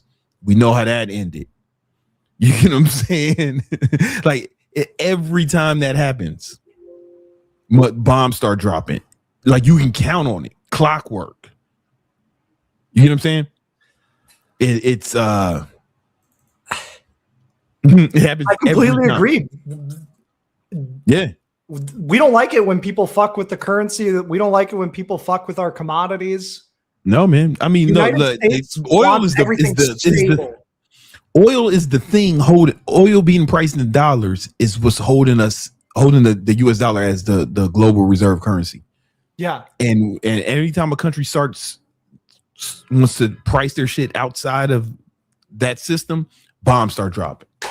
Boom. Just watch it. Just watch it. You can if you want to know where the next war is going to be, who's trading oil and something other than dollars. Yeah. Yeah. We can bet on that in poly markets in Calcium. Yeah. We'll have to find the next trend. Mm-hmm. All right, let's keep going. Yeah. So I have some stocks that I like for longs, and I have some stocks that I like for shorts. I talked about Honeywell. So I like Honeywell longs. This is part of the defense sector. It dropped a little bit today, down 1% because of the market dropping. But this broke out to all-time highs yesterday. I'd like a dip buy on this at $225. Okay. My price target is $330 per share. So that's Honeywell. Of course, we've been talking about ITA. All-time high breakout, came back, retested it today. That's still bullish. Okay. So that's ITA. Another one, I still like energy, just got to wait for a dip. Okay. XLE. That's why XLE is so strong. We've been talking about this since the beginning of the year. Okay. We've been selling XLE. XLE was the top bull trade. XLU was the next bull trade. That did well. I like dips on that. I said there could be a Q1 bearish move in the market. Technically, we are down. It's just not a lot and not big. Yeah. But technically, we are down. I said Bitcoin bearish. You still got a month to be right about. I mean, you're right about it now. You're still right. Technically, it's down, just barely. Yeah, we'll see. We'll see what happens, man. It's only the 3rd of March. You still got the rest of this month. What's up with ITA? Yeah, so ITA, I like this still for the year. It's just breaking and retesting. It's not clear. I think it's a buy right there. Yeah, you know, it's one of those things where if you're going to buy this right here with size, put your stop loss underneath this low. Otherwise, if you're going to buy it, you can't take a lot of size if you're not going to use that stop loss. Pause. That makes sense? Yeah. No big sizes around here unless you're going to stop your losses. Yeah. My forecast is just neutral to bullish on ITA because the thing is ITA can drop if the S&P drops still, but it's going to kind of hold up a little bit better. Yeah, it's holding up way better. It's up, especially year to date. Oh, yeah. We spread the democracy, man. Like you need ITA is the defense sector, right? So like we should have just bought it the day he changed it to Department of War. We should have leap call options on ITA because he told you what he said what he was on. You don't name something unless you're willing to unless that's what your plan is, right? Yeah, I know, right? You know what I'm saying? Like there's no mystery there. Nah, man. No. So ITA, XLU, PBR, this is a Brazilian oil company. This is starting to get some legs. This does have earnings on March 6th, but if this could dip down to 16, I like this as a buy. This has a super high dividend. I do think the stock can go up at least 30%. So this is a good stock to wheel. Okay, PBR, that's an idea. Another one, the fair value of Target is $180 per share. Target breaking out today while the market's selling off. I might buy some Target tomorrow. Okay. I'm going to buy some Target at 118. I'm going to buy shares, maybe a leap call spread. I'm going to target that $180 per share level. I don't shop too much at Target, but it's all right. It gets the job done. Yeah, man, my son loves Target because they got an elaborate toy section. Yeah, man. Get in there. We in there buying Legos, motherfucking Lego, whatever the shit he's into this month. Legos, motherfucking Paw Patrol. We bought some dope ass electric cars that we be doing stunts with. Yeah, man, it's lit. Target got a great toy selection. Yeah, they're pretty diverse. I really like ordering my groceries. It's like $10 and they just deliver it straight to your door. What? From Target? Yeah, from Target. Yeah, it just shows up in like 3 or 4 hours. It saves me a lot of time. And you actually don't overspend because you get exactly what you need, which is just like protein and vegetables and like protein drinks. Hi. Milk. Some shorts, you guys. We've been talking about Tesla short. I did take profits on the Tesla short. If you were in victory trades, you turned $300 into $570. Yeah, we did on the Tesla put butterfly. I'm still neutral to bearish Tesla. It's such a choppy environment. I can see tomorrow it being green, tomorrow it being red. Odds favor it dropping and being red. Tesla probably drops down to like the 365 level. Okay. And so this ties in with XLY. I took profits on the XLY puts. This is consumer discretionary. Okay. There's going to be less discretionary income when shit hits the fan, when there's war, when there's recessions. Nobody's going out and being like, this is a really good time to go on a shopping spree on Amazon. Best time right now. Amazon is up today. It's doing just fine. Okay. But it was oversold though. It is. Macy's, we shorted Macy's at 20. Boom. Yeah. Macy's drops 11% in 2 days. CRDO. This was a trade I gave on the Victory Talk podcast to short up here at 129. Stock is now down 27% in just 2 weeks. So I do expect that to continue lower. CRDO. It just gets riskier and riskier to short it the more that it drops. Okay. CCL, Jets. Those are the main things that I wanted to discuss. Keep an eye on the XLF. This is going to be a good tell where the market goes. So if the banks drop, that's telling us the system's kind of breaking a little bit. Okay. Yeah. We won't see any big down moves without the financials. Okay. Guys, if you want to trade with us, man, join Victory Trades. The link's in the description. You get Greg's trade alert straight to your phone, and you can trade live with us every morning. You want to show them some of the wins we've been putting together? Hell yeah. If you just had $150 in your trading account, you would have turned it into $500. Boom, off of an SPX alert in the last 2 hours of the day. We're taking profits on SPX bearish swings, QQQ bearish swings, Jets. We took profits on Jets. I'm alerting them that I'm going long on Honeywell. There's a lot of really, really good moves. Here's $430 cash. We're posting these trades in the trade ideas. I got Kalshi trades. There's we're getting into that Kalshi shit, right? You can literally trade SPX on Kalshi and you can day trade unlimitedly. There's no commission, no commissions. And it's actually really, really nice. My Kalshi account is up 1,000%. Oh shit. Yeah. But we also trade live. Like we do a lot of this live. We're trading futures. Here's Palma making $1,000 just today. Talking about SPX trades. Here's Notorious making $1,000 today. Yeah. We killed it this morning. Yeah, Brandon made $4,330. Come on, man. His head right there. That's trading. So I was trading with 20 accounts, right? And so we it's not even my account. It's prop firm. So Apex, we use Apex Trader Funding. Use code Victory Trades if you want to get the best deals. And we use what's called a trade copier, so you can trade all of them at once. And so does the Jelani did the same shit. And he put up some numbers too. Definitely. He's in rebound mode. Jelani's posting some other stuff. Yeah. Yeah. We got El Pato. He made $500. Come on, man. Now he's done. Jacob made money off his XLY put. So yeah, you get the swing trade alerts. You get the day trading live with Brandon Carter and I. I think it's a really, really good. It's a really, really good service. I stand by it really well. Oh, for sure. If you want to trade with us and you want some of it, you want to make some of these wins, trade with us live, trade futures with us live in the morning, and get Greg's trade alert straight to your phone. Join Victory Trades. The link's in the description. All right. Yeah, come check it out. One last note, Brandon. You talk a lot about making content and getting out there. It's really, really good if you have Meta Ray-Bans.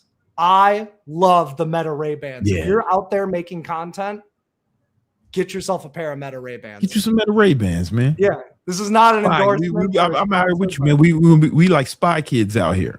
Yeah, exactly. I'll leave you with that note. See you tomorrow, Brandon. All right, bro. Peace. Peace. Cool. All right, man. I got some more stuff I want to cover, but I think there's some super chats. Mira. Dime, ahora. Dame un par de minutos. Dios mío. We have Mr. Out of Context here. Found your old music, blood. Money is fire. Just add it to my playlist. That's what's up, man. Old school, man.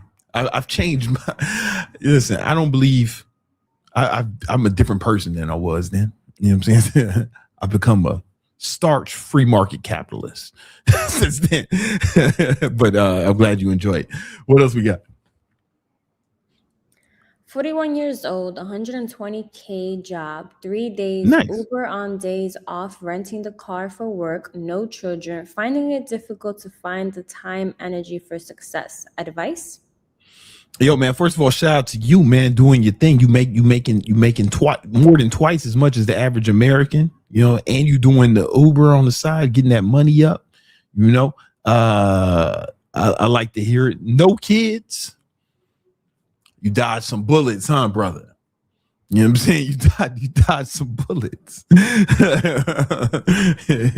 Digging and weaving, man. You know? Nah. Yeah, man. You what you need to do is start a business teaching pull-out game.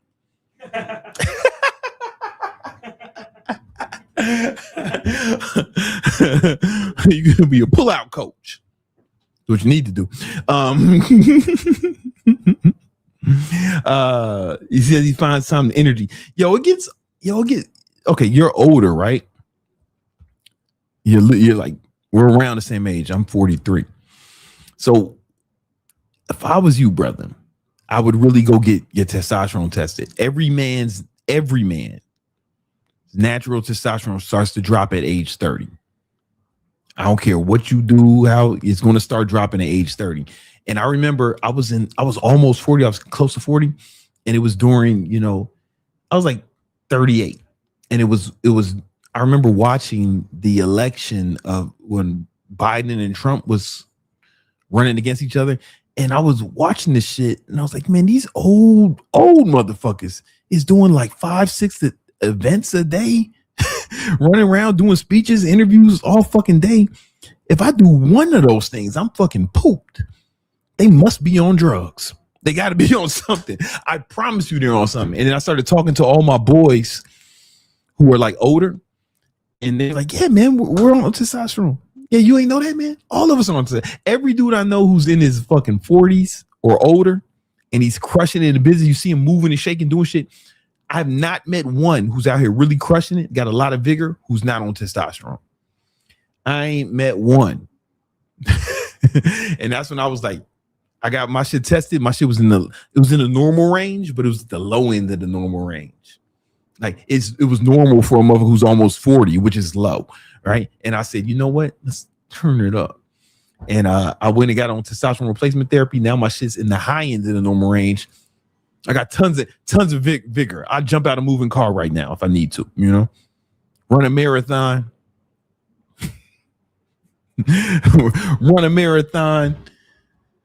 fight an evildoer, make a YouTube video all this afternoon, you know, and it really helps, man. It really, you should check that out as far as energy, time, That's just planning in your calendar.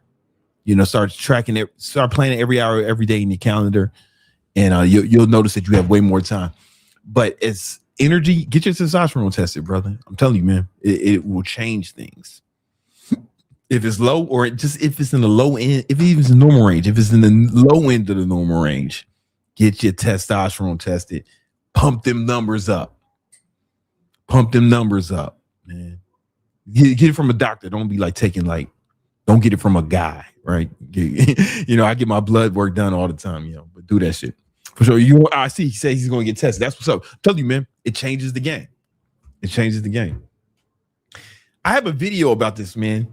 You got to be out here cheating. You can't be out here all you guys. You can't be out here raw dogging life. Motherfuckers at the high levels, everybody's on some sort of substances when it comes to like performance. Everybody's on performance enhancement shit. Everybody who's crushing, even if it's just a bunch of caffeine. But motherfuckers is popping Adderall, modafinil, testosterone. These are, and you're competing with them, right? It'd be like if you were in a league where everybody's taking roids and you said, "Nah, I'm gonna be natural, man." You're gonna get crushed. That's what it's like in life. The motherfuckers at the high levels are all on some shit. I ain't met one who's older. Even the younger guys are doing shit, man. I'm telling you, you can't be out here raw dogging life. It's too competitive. It's too competitive. All right. What else we got? We have Saber89T. Quick question. What's your thoughts on the Chicago Bears maybe leaving Chicago? What up, Sabertooth?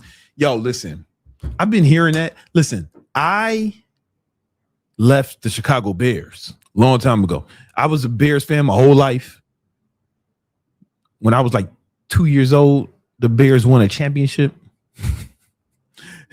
Refrigerator Perry and Sweetness and all them other motherfuckers, Mike Ditka, and they've just been a huge disappointment my whole life.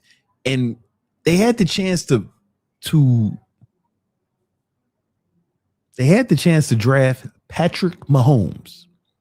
They had the chance to grab him. Instead, they said, "You know what? Nah, we're not gonna get Patrick Mahomes. Let's get this guy, Mitch Trubisky."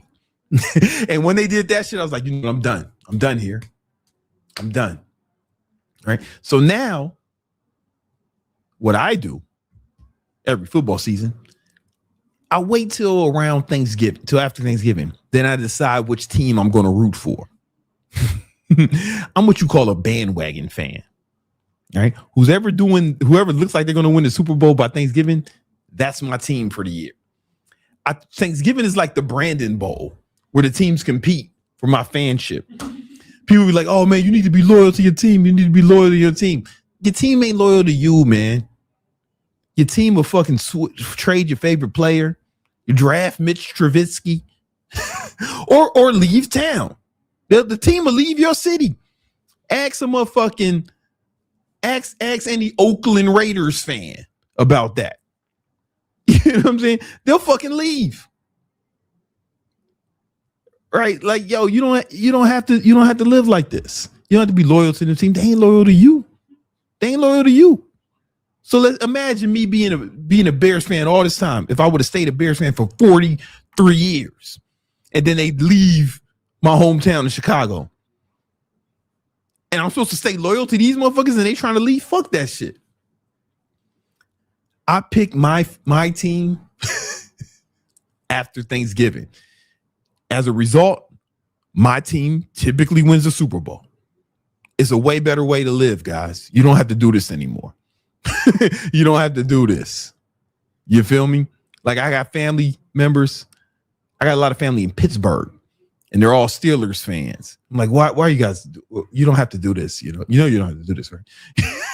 You motherfuckers ain't been good. You ain't been good. You ain't been good since your quarterback locked that chick in the bathroom and did God knows what, and did whatever he did to her that made him have to settle after court. That was the last time y'all was good. Other than that, You got rid of your coach. Man, this is not. Fuck that shit. Fuck that shit. If the Bears want me to be their fan, make it past the first round in the playoffs. Then I'll think about it. I don't know what team I'm gonna go for this season. We'll see. Well, I'll let you know by Thanksgiving. All right. What else we got?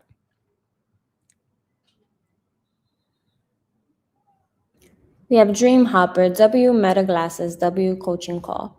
Hey, man. Shout out to you. I got my girl some Meta glasses, man.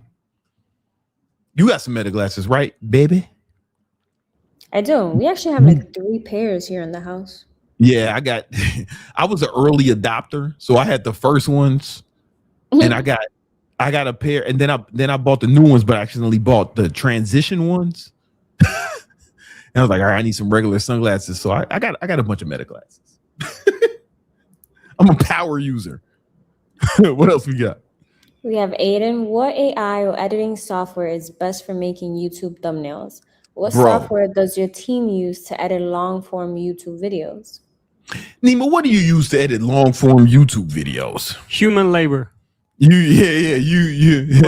For long form, we are not there yet. Yeah. For short form, we are almost there.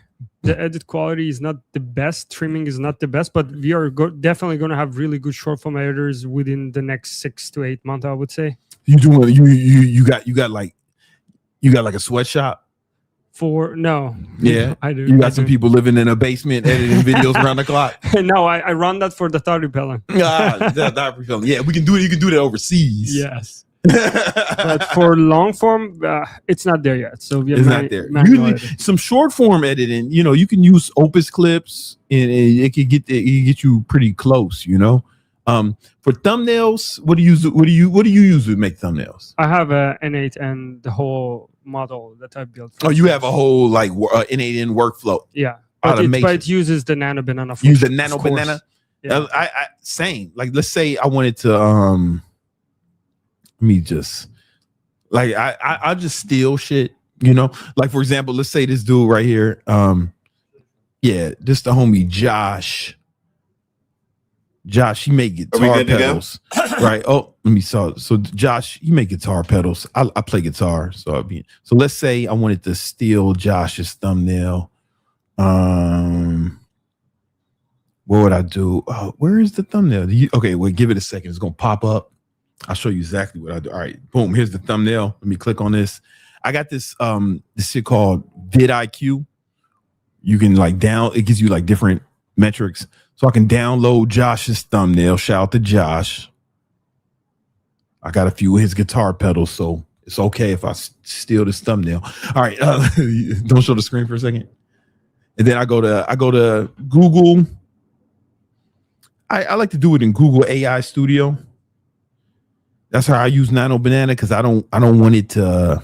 If you use Gemini, it's good, but it leaves the watermark on it. Then I have to edit that out.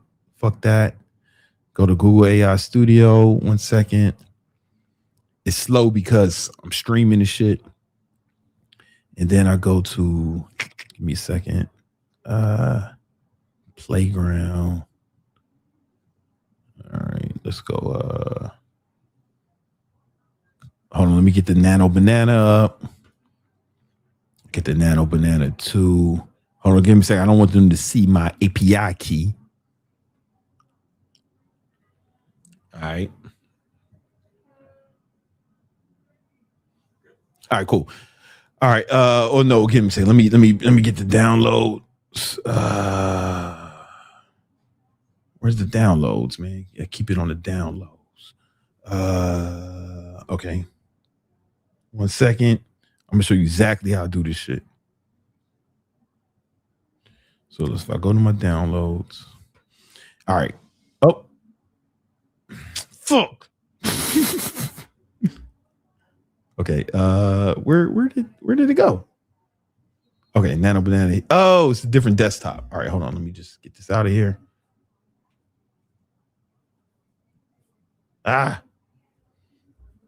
Sorry, everyone. Okay. All right. So I'm gonna take. Yeah, it's cool. I'm gonna take Josh's thumbnail, dump it in there.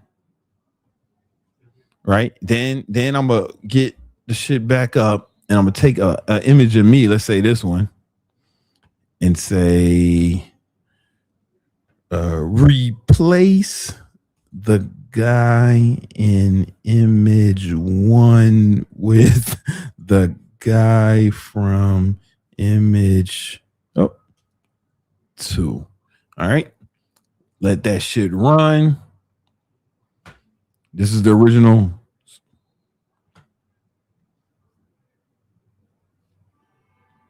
Let's see, give it a second.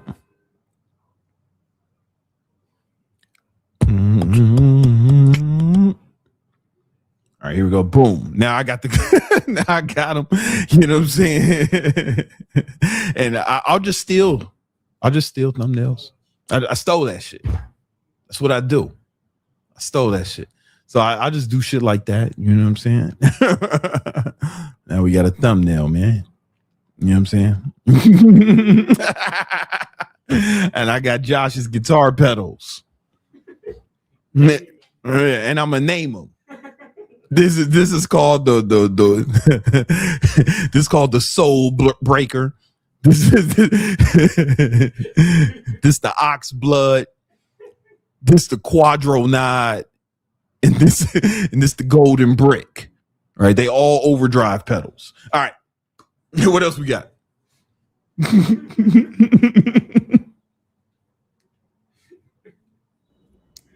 We have Stifler's dad. Don't use your meta glasses in the grocery store. Listen, I don't know. Maybe Stifler's dad knows some shit that I don't know. You know what I'm saying? He knows something I don't know, man. But listen, what else we got? Anything else? That's all. That's it. Hey guys, man, I want to give you 10 cheat codes to life. Let's get it. Sorry, Nima. I wasn't.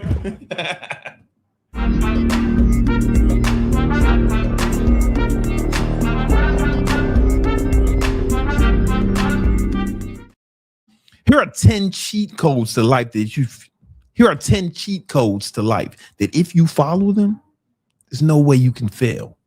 Success will be inevitable. Number 1, money equals freedom. It's not just about status, it's about freedom. Money makes all your decisions. Right? You don't do the best for your you don't provide the best things in life for your family. You provide the best that you can afford. Right?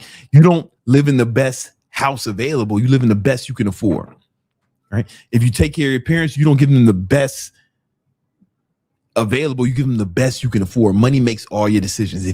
Most of you guys, if you had more money, you'd be watching this on different devices in different places.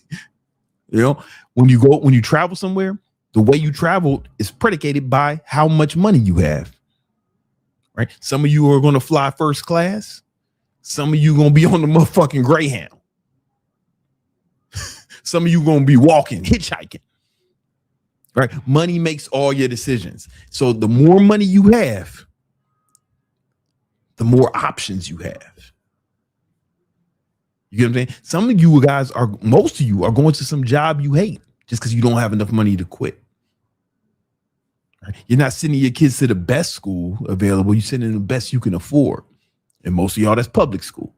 Right? But that may not be the best available. So you need to be serious about making money. A lot of times people will try to demonize money and be like, money's not everything. Money's not everything. And nothing is everything, you know? But money's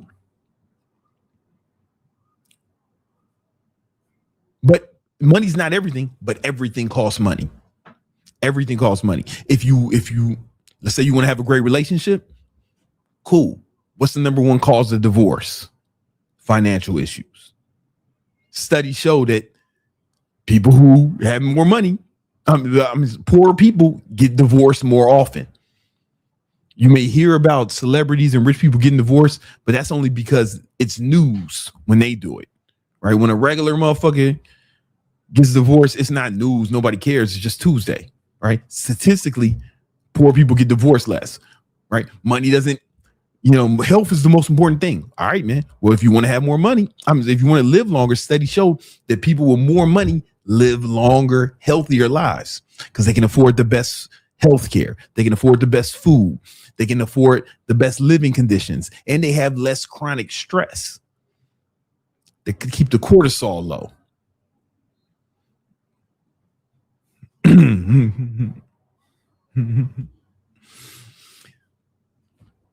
Let's say you just want to be happy. There's studies that show that they used to think that you get happier up until 75K per year. And that was the threshold. After that, there was no increase with happiness. But there's been newer studies that come out to say there is no limit to how much happier you will become when you have more money. And the reason is because money equals freedom.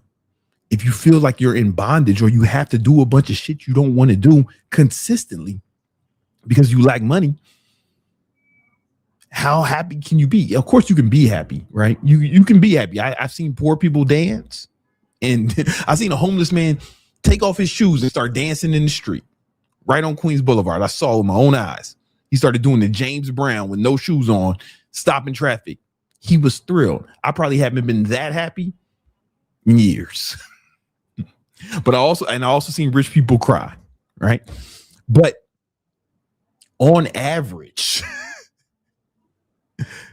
you will be happier if you make more money because you have more freedom. But at the same time, you don't make money to become happy. You want to be happy and make money, right? Money is just going to magnify who you are. So if you are a dick, if you are an asshole, money's going to accentuate that. If you're a happy, kind, positive person, money will accentuate that, right? But the rich assholes get all the news, right? But there's a lot of rich people who are very kind, giving, and are good people, but that's not going to make the news. You get what I'm saying? You're going to hear about the rich assholes. So don't get money to be happy. Be happy and get money. Learn to control your own emotions, right? Don't let anything make you happy, right? Especially an inanimate object, right? Your emotions are your responsibility, not money. But if you want freedom, you have to get money. You have to get serious about financial success, right? And the more you prioritize it, the better off you will be in life, right? Before I get to the next cheat codes, I got a free ebook to show you how to make money as an online trainer. If that's your thing, if that's what you want to do, I've taught over 15,000 people how to grow successful online fitness businesses. That's how I made my first $1 million. The ebook will show you how you can do it and walk you down that path. Click the link in the description if you want to join. Click the link in the description to find out more. All right. The next hack is failure is not necessarily an obstacle. In fact, failure is a prerequisite to success.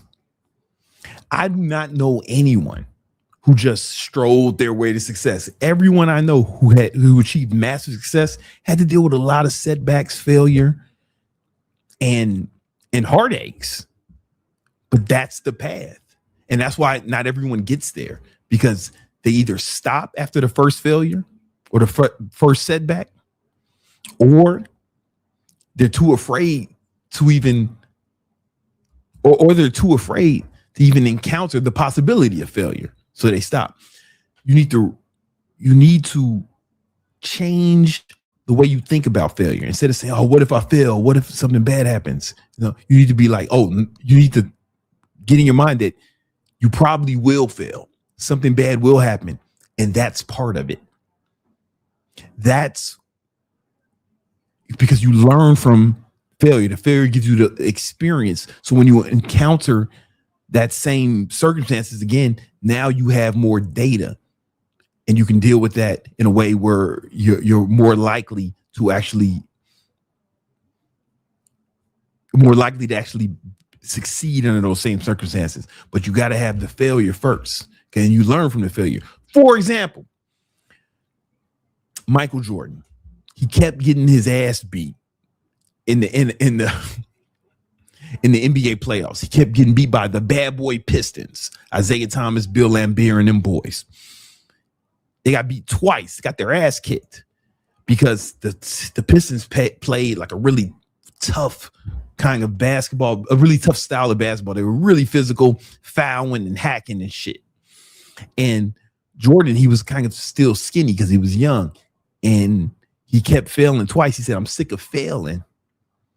And he went and got what? He went and got a trainer. He went and got a coach. He started working with Tim Grover, who taught him how to build up his body so he can handle a more intense season and a more intense playoff run. Right? He started working with Tim over and over again, and Jordan got stronger. He got more physically tough. Next thing you know, 6 championships later, seemed like it worked. But he had to go through those failures at first. In fact, it could be said that those Pistons teams, they're called the Bad Boy Pistons, that they actually made. It can be argued that Jordan wouldn't have won 6 championships had he not been beat by the Pistons those 2 times, because he wouldn't have got the trainers. He wouldn't have got tougher. He wouldn't have. It wouldn't have forced him to get stronger and start working on his body. Right? Failure is a prerequisite for success. I failed countless times, and that's why I succeed, because I learn from those. I adjust. I encounter the failure, then I keep going. So don't be scared of failure. Just know that, hey, it's probably going to happen. You're probably going to get some setbacks. I cannot think of anybody who just strolled to their goal. That shit don't even happen in the fucking movies. You get what I'm saying? Failure is a prerequisite to success. Don't be afraid of it. Embrace it. There's a great book called The Obstacle is the Way by Ryan Holiday. And every time I'm going through a setback or a failure or a struggle, I read that book. And it lets me know, oh, this is part of it. This is part of what needs to happen to go to the next level. The only time you'll stop failing is when you stop trying to reach for new things. All right. Number 3. Confidence comes from competence. All right. A lot of people are scared to go after their goals or scared to do anything. And they said they just lack confidence. Similar to the fear of failure, but they just lack confidence. Here's the thing. You probably shouldn't be confident, bro. It's okay to not be confident when you're doing something you never did before, because you don't have any evidence to show that you should be confident in that thing. You know, I never climbed a mountain, right? So if I went to climb Mount Everest or some shit, it would be, and I was confident about it, that would be delusional. I never climbed a mountain. I'm black. We don't never seen a black mountain climber. I'd be the first. I'd be like the Rosa Parks of that shit. And so because I've never done it, there's no reason why I should have confidence, right? But what you need is courage, right? You have to have bravery. And the beauty of courage is actually I think courage is more powerful than confidence. Or at least I admire the person who's courageous more than I admire the person who's confident, because confidence means there's no fear. You just feel like, oh, I got this, man. I can do this. You know, to be courageous, fear has to be present. You know what I'm saying? You need fear to have courage. Because if you're not afraid of anything, it doesn't take any courage. You get what I'm saying? Like, I've made thousands of YouTube videos, so it doesn't take courage for me to sit here in front of a camera and talk. The first time I did it, it did though, because there was no evidence to suggest that I was good at this or that people would like it. So there was some trepidation, some fear. So I had to just do it. And obviously some of the first ones were whack. And I learned from that, and I kept improving. And next thing you know, they got better and better. And to the point where now I can just do one without even having to think too hard. And I know it's going to turn out pretty well. Now, I built the confidence from repetition. But initially, it took courage because I didn't have any evidence to suggest that I would be good at this thing. And the only way you get good at things is by doing it. Right. So I had to be courageous initially in order to get the experience that built the confidence. Does that make sense? Yeah. So I want you to reframe it. If you are scared of something, then I want you to say, oh, instead of saying, oh, I'm scared to do this, you need to be like, I'm scared to do this. This is the opportunity for me to practice courage, to become more courageous. And if you do that, then you'll have more courage. You'll build your courage muscle, and it'll be easier for you to take on bigger challenges or things that you are scared of. Because now you have some evidence. Okay, this other thing I did, I was scared of. I did it anyway. Now, when you come up against the next thing, you'll be like, all right, I remember what this is like, what it's like to be courageous. I know how to do it. And you'll have more, and you'll be well suited to take on bigger and better challenges. Okay. Number 4, success typically takes longer than expected. I once read a book where Brian Tracy, I forget the book, but he said things usually take about twice as long as you think they're going to take. Right. So a lot of times I'll see people, sometimes it's people I'm coaching, and maybe they're trying to build their online fitness business and they're trying to build their following. They say, oh man, it's been like a month and I'm not making $20,000 a month. I started from zero. I'm not making $20,000 a month my first month. Or they'll be posting content and be like, oh man, nothing's happening. I'm not getting success. And you need to understand that, it takes some time. And especially initially, because you got to build momentum. Momentum takes a little while to build, and you have to be able to go through that. You have to be able to perform and keep showing up, even though you're not seeing the results. But over a long enough period of time, you will see them. I want you to look at success I don't want you to look at success like hitting a home run. You take a swing and it just goes out the park. Don't look at it like that, because that's going to fuck you up if you think it's supposed to be instant. I want you to look at success the way a child grows. If you see a kid in your family,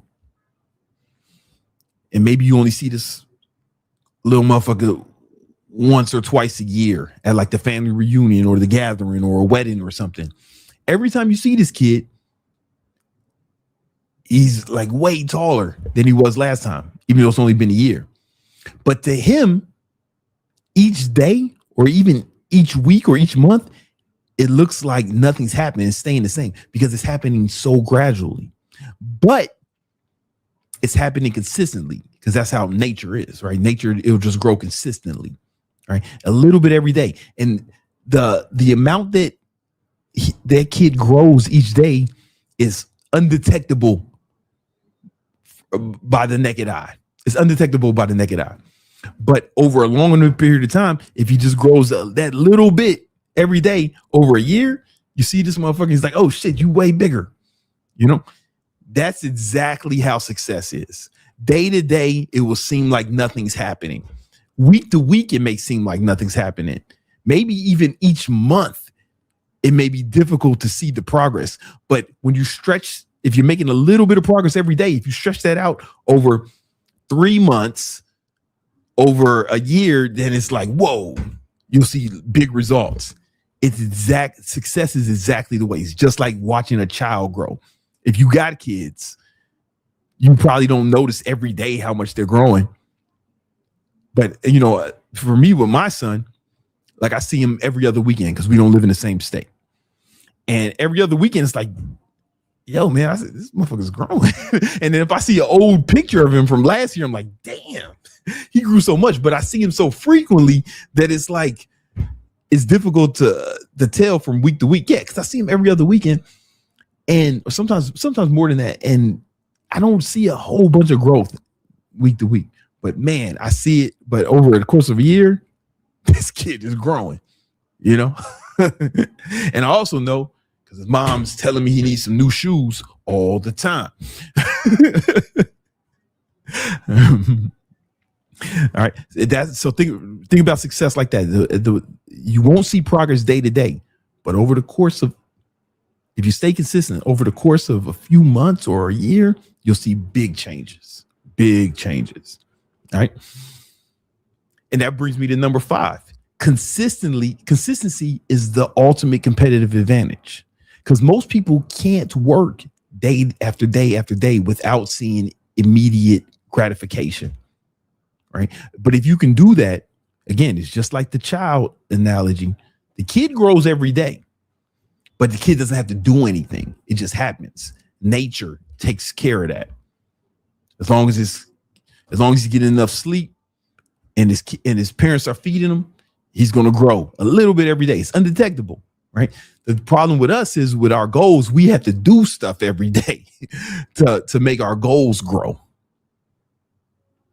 You know what I mean? We have to do things every day. And if you're expecting it to happen instantly, or you expect it to happen in 1 month or 2 weeks, you can get frustrated and then stop. And now you stunted the growth. It'd be like if you stop, oh man, this kid didn't even grow today. Man, I ain't feeding this kid no more. He's not even growing. That's what you're doing with your goals. You're not feeding them every day, so they're not growing. You stunting your growth. Just like if you don't feed a kid every day, you're going to stunt that little motherfucker's growth. You're doing the same thing with your goals, right? You got to feed them every day, even if you don't see the progress. Feed them every day, because you will see the progress over a long enough time horizon. I promise you will. All right. Number 6.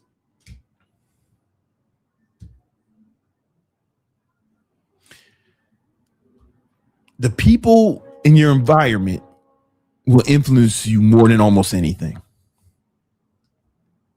I know you hear people say this all the time, but it's not just some shit that people say. There's actually science behind this. For example, there was a study. You're gonna have to put the study up, right? Yeah. But there's a study that showed that if one of your friends becomes obese, you have almost I want to say it's a 50% chance. Yeah, you have like about a 50% chance of becoming obese because they became obese. Now, here's the crazy part. Let's say that friend doesn't become obese, but he has a friend who becomes obese, even if it's somebody you don't even know. The studies show that you have a 20% chance of becoming obese, even if you don't know that motherfucker. Right? Now that we can break it out even more. Let's say your friend has a friend who has a friend. You don't even know him, and he becomes obese. Studies show you have a 10% chance of becoming obese. So it's not even just the people around you, it's the people around you as well. It's very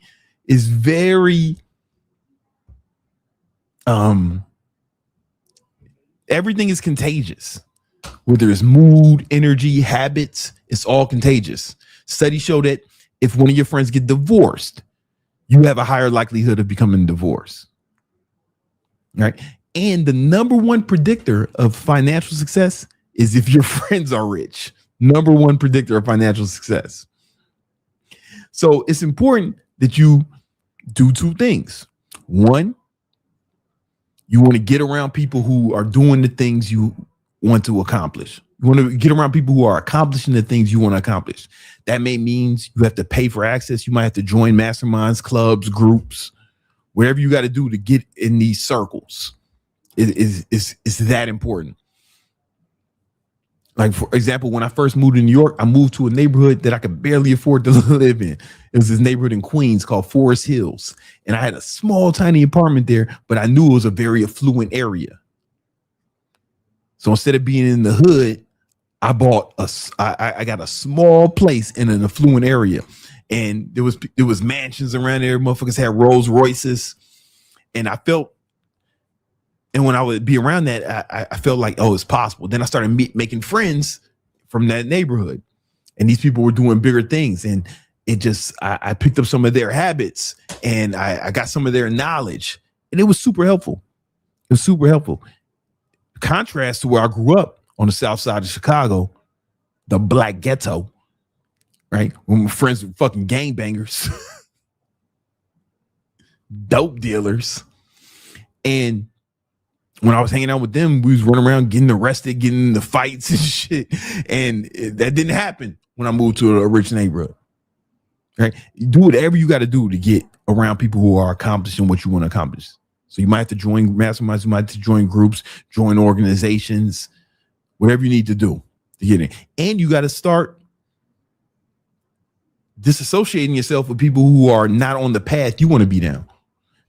You want to go down, right? Because you can't help it. You will be influenced by these people 100%.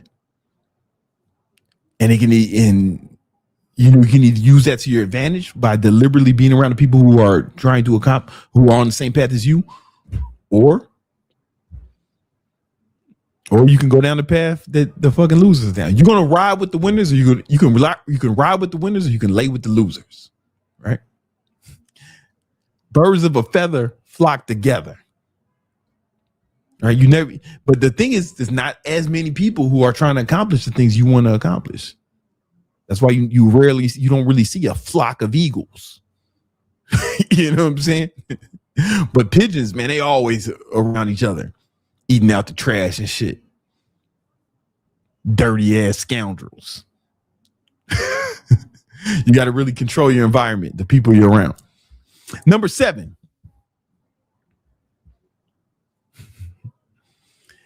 Everything is hypothetical until you apply it to your own life. Even as I'm saying right now, everything is hypothetical. For example, you can read studies about X amount of people did this and a certain percentage of them got this result. But that doesn't mean that everybody's going to get it, right? For example, studies show if you smoke, you have a higher likelihood of getting lung cancer. But not everybody who smokes gets lung cancer, right? I'm not pro smoking. I'm just saying it as an example. Everything is hypothetical until you apply it to your own life. And I got family members who smoked for like 60 years. Smoke and drink, perfect health. I don't know. Can't call it. Everything's hypothetical till you apply it to your own life. So what does that mean? For me, I don't look at the averages. For example, they say the average business. Some studies show the average business doesn't last 5 years, or the average business goes broke. Yeah, the average business doesn't make it past 5 years. Right? You hear that, but that's the average. I don't consider myself average. I don't behave the way the average person behaves. You know what I'm saying? If you want to be above average, if you want above average results, it's going to come from above average behaviors, right? Because if you, so I don't focus on the averages because I don't believe they apply to me because I'm not an average motherfucker, right? The average American is 17 pounds overweight. The average American has less than $1,000 in a bank account. Fat losers, right? I don't behave like them. So I don't think that those averages apply to me, right? I believe I'm one of the exceptions, but that's only because I behave in an exceptional way, right? So every time you hear a study or say, oh, this is that, or this is that, or this, most people don't do this, or the average person doesn't do this, or the average person's not going to listen to that. Everything's hypothetical until you apply it to your own life. If you are average, then you can expect average results. But if you're willing to behave in a way that's above average, then that shit does not apply to you. That shit does not apply to you at all. If you are willing to behave in a way that's exceptional and not average. You know what I'm saying? Because if I just go by the averages, then I should have never started a business. Right? Nobody should start a business if you're going to be average, but if you're going to be exceptional, don't worry about it. All right. Number 8.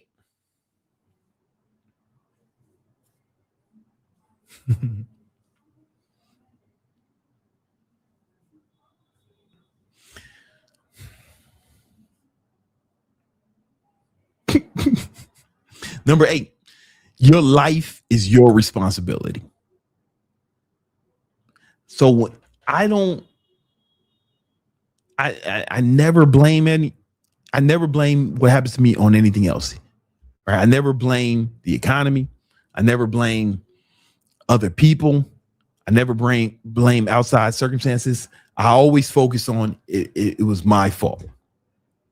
And the reason I want to do that because I also want all the credit. I don't just want to get because if you're not gonna take the blame, then you can't take the credit. So everything's my fault. There's things that happen to me, and maybe I didn't cause. Maybe it was something else or some other outside circumstances, but I got to take the blame as if, I wasn't prepared for that. I wasn't prepared to encounter something like that. For example, my father committed suicide when I was like 24, and it left me and the whole family in a financial bind, and I didn't blame my dad for what happened. I said, fuck. I thought to myself, fuck, if I would have taken success more seriously in my early 20s, one, I'd be able to help the family out. I'd be in a better position to help my family. But also, if I would have really went hard, and there is an amount of money that if I had it, my dad he probably wouldn't have killed himself. I don't know what that number is, but there is an amount of money. So I took responsibility for all of it. My therapist said that I shouldn't blame myself for that, but she poor, so fuck her. I don't listen to poor people. That's another thing. Hold on. But what I did was, because I took that attitude, I said, I'm going to get serious about success, and I'll never be in a position where I can't help out the people I love if they need my help. And that's been a big driving force for me to become successful. I never wanted to be in that position again, where somebody I loved or cared about or meant a lot to me needed my help, and I wasn't able to help them. And I went and as a result, my cousin died in a car crash maybe 2 or 3 years ago, and we were really close. And somebody had to help out with his kids and pay for the funeral and all this stuff. And I was able to do that because I took success so seriously up until that point. All right. And it was kind of, as sad as it was, I took the right approach after my father died. I learned from that. I took the right approach. All right. Number 9.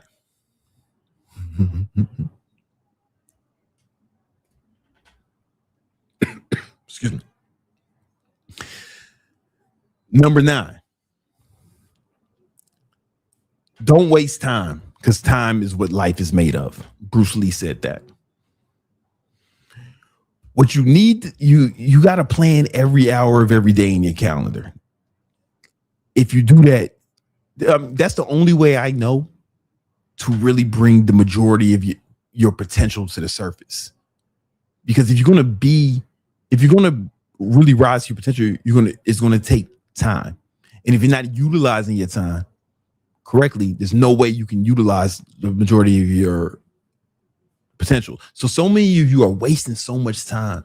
And when I see the average person on the street, even like a fat loser, I'm like, man, this motherfucker got so much potential. He doesn't even know what's inside of him. Pause. Unless, because I can just look at him, his results. I can look at his life and be like, oh, he's not utilizing his time. He's not going all out. All right. Once you start planning every hour of every day in your calendar, I promise, just do it for 90 days.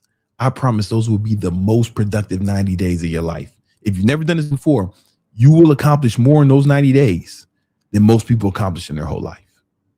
I guarantee that will happen, because you'll get so much more done per day.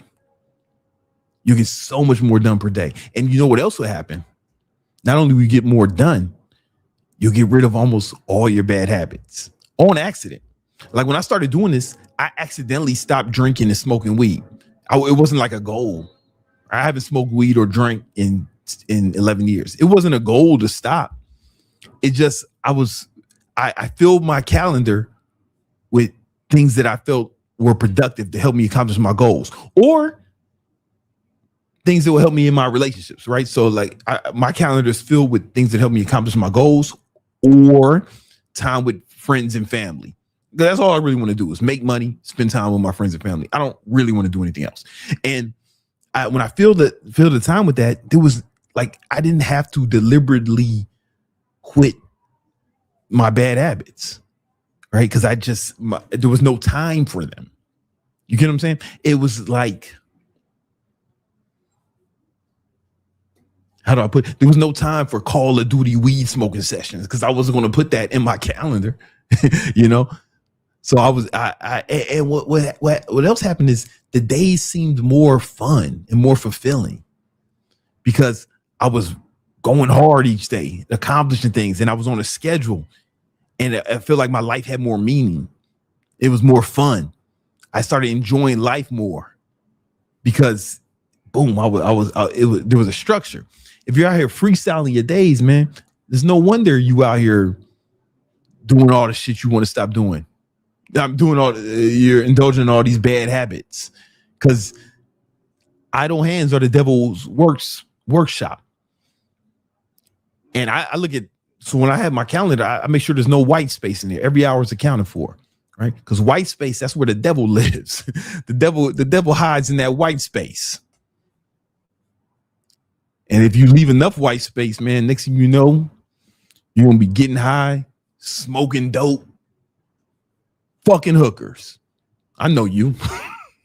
But if you fill it with things that are productive, you're gonna feel better, and you'll accidentally get rid of all these habits. You won't have to do a dopamine detox or monk mode or any of that silly shit, because each day will be structured.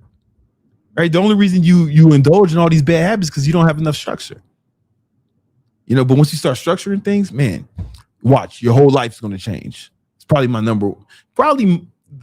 if I can leave you with one thing in life, it would be plan every hour a day in your calendar.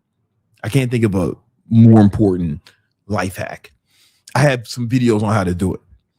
And number 10, I probably should have ended with that. Number 10.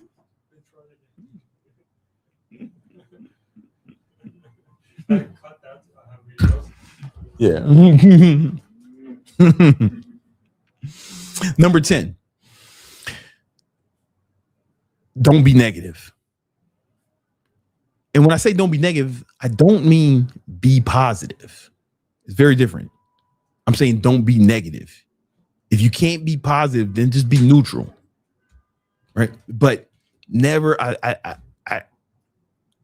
never say anything negative, because there's a part of your brain called the reticular activating system, and it decides what you're going to focus on and what you're going to see. It's kind of like, you know, when one of your friends or you or one of your friends, one of the homies gets a new car, you start seeing that car everywhere. Brother, you're not Professor Xavier. You're not Jean Grey or any of the X-Men. You just a guy. What happened, you didn't attract that car. The car was already there. You just didn't notice it because there's so many sights, sounds, colors, and going in the world, right? In your environment, textures and everything, that if you focused on all of it, if you paid attention to all of it simultaneously, you would go crazy. It's too much stimuli. So your reticular activation system is the part of your brain that rests at your brain stem. It filters everything out. And it only lets you see what's important, what you deem important. And that's why you didn't see the car before, but now you see it all the time once it's been brought to your attention. For example, look at my screen right now. Look at my screen right now and look at how many things are red. Just look at all the red stuff. Now close your eyes. Close your eyes. How much is yellow? Right? That's the reticular activation system. It's now open. You see mad yellow shit. You see this yellow shit over here. Oh, see this? You see this yellow shit over here? You know what I'm saying? This book got some yellow in it. You know, there's this yellow on these books right here. Right. But you weren't looking for it. You weren't paying attention to it because you weren't supposed to. Right. You wasn't focused. You weren't focused on it. You get what I'm saying? It's so now I want you to think about, let's say you're always let's say you're being negative, or you're saying negative things about yourself, or you're around negative people, right? If let's see this, let's say you're around somebody who's negative all the time, and they're always talking about their problems. Well, if one of your friends getting a new car causes you to see new cars all the time, if one of your friends is bringing around negativity and talking about their problems all the time, what do you think you're going to see? Right? Or like when you got a new car, you started seeing that everywhere, right? Like my girl, she used to have a Lexus in New York. She notices every Lexus on the road. I don't notice any of them. Right? So if that can happen to you, imagine if you're being negative, you're talking about your problems all the time. What are you going to see all day? You're going to see more of it, right? So I'm not telling you to be positive. I'm telling you don't be it. I never say anything about myself that I don't want to become true. And I'm very strict about it. Instead of saying I'm hungry, I'll say, man, I need to get something to eat. Instead of saying I'm sleepy, if I want to stay up, I gotta do something. Instead of saying I'm sleepy, I'll say, yo, I need more energy. I want to focus on what I want. Because if I say I want more energy, what I'm gonna see ways to get that. I never say I'm broke or I don't have enough money. I say, yo, man, I gotta get some more money. Because if I focus on I gotta get some more money, what I'm gonna see, right? Opportunities to get more money. But if I say, man, I ain't got no money, what am I gonna see? Reasons why I ain't got no money, or more shit that I can't buy, or things to be negative about. Negativity begets more negativity. So I'm not even telling you to be positive, right? Because I don't want you to bullshit yourself. Just don't be negative. Be neutral. Just be neutral. But what's better is if you can just start reframing stuff. Man, I can't start this business. I'm not good at social media. You can say, hey man, I got to learn social media, right? Oh, I'm not good with money. I got to learn to manage my finances better. My girl is always tripping. I got her and I need to improve the quality of this relationship. Like focus on what you want, not the negative side. Because both are true, right? Both are true, right? If you say I'm tired, that's true. If you say I need to get more energy, that's true too, right? If you say I don't have enough money, yeah, that might be true. I'm not telling you to lie to yourself, but what's also true is, hey, I need to learn how to get some more money. I need to learn how to make more money, be more financially abundant. That's true too, right? They're the same, but who are you going to bet on? Let's say you had to bet on someone. We on Kalshi, and we're like, which one of these motherfuckers is going to be successful in the year? The motherfucker who said, man, I ain't got no money, or the motherfucker who says, yo, I need to figure out how to get more money. Who are you going to bet on? Who would you put your money on? Right? That motherfucker is you. One of them is. You need to decide which one is going to be. All right? Never be negative. Never say anything about yourself you don't want to be true. Don't be negative. Even if something's going wrong, right? You need to focus on the positive. Ah, man, so my business not doing well. It's like, yo, I need to figure out how to improve my business, right? Both are true. It's just one has a different focus. And where attention goes, energy flows, right? So you want to feed you don't want to feed the negative side of that coin. They're both the same coin. They're both true. They mean the same thing, but they're in different directions. They'll put you in different directions. It's very important. If needing to make some money is a priority for you, I got something to help. Over the last 8 years, I've taught about 15,000 people how to grow successful online fitness businesses. That's how I made my first million. I got a free ebook that will show you how to use AI to grow your own online fitness business, show you how to use AI to actually grow your following, show you how to use AI to actually get more sales, get more clients, and show you how to train your clients with AI so they get great results. The link is in the description. Download that now. All right. Yo, one super chat, then I got to bounce. We have Ray, tracking macros daily. Once I hit my goals of protein and fat daily, that is it for that day. In other words, if I hit my numbers in 1 or 2 meals, then I'm good for macros that day. Not about how many times I eat in a day. Yeah, how many times you eat doesn't mean anything. It's not important. We used to think that like in the 90s, but like, you know, we kind of back when it was hammer time, like we used to think that, you know, but studies show it doesn't really matter, you know, how many times you eat per day. It's really about hitting the macros and calories. So calories are going to determine your size, how big or small you are, but the macros will determine your body composition, right? Because I'm 214 pounds right now. There's some motherfuckers who are 214 pounds, same height as me, is a different composition, right? They got they looking like they got the beer belly, double chin, and all that other shit, right? But because I lift weights and I hit my macros, I get enough protein. My 215 pounds is comprised of muscle instead of blubber. You know what I'm saying? My body fat is still low. And so it's not just macros, it's also calories.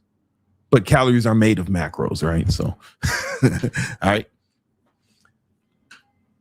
All right, guys. Man, this has been another episode of that Victory Talk podcast. We do this every Tuesday and Thursday at 5 p.m. Eastern Standard Time.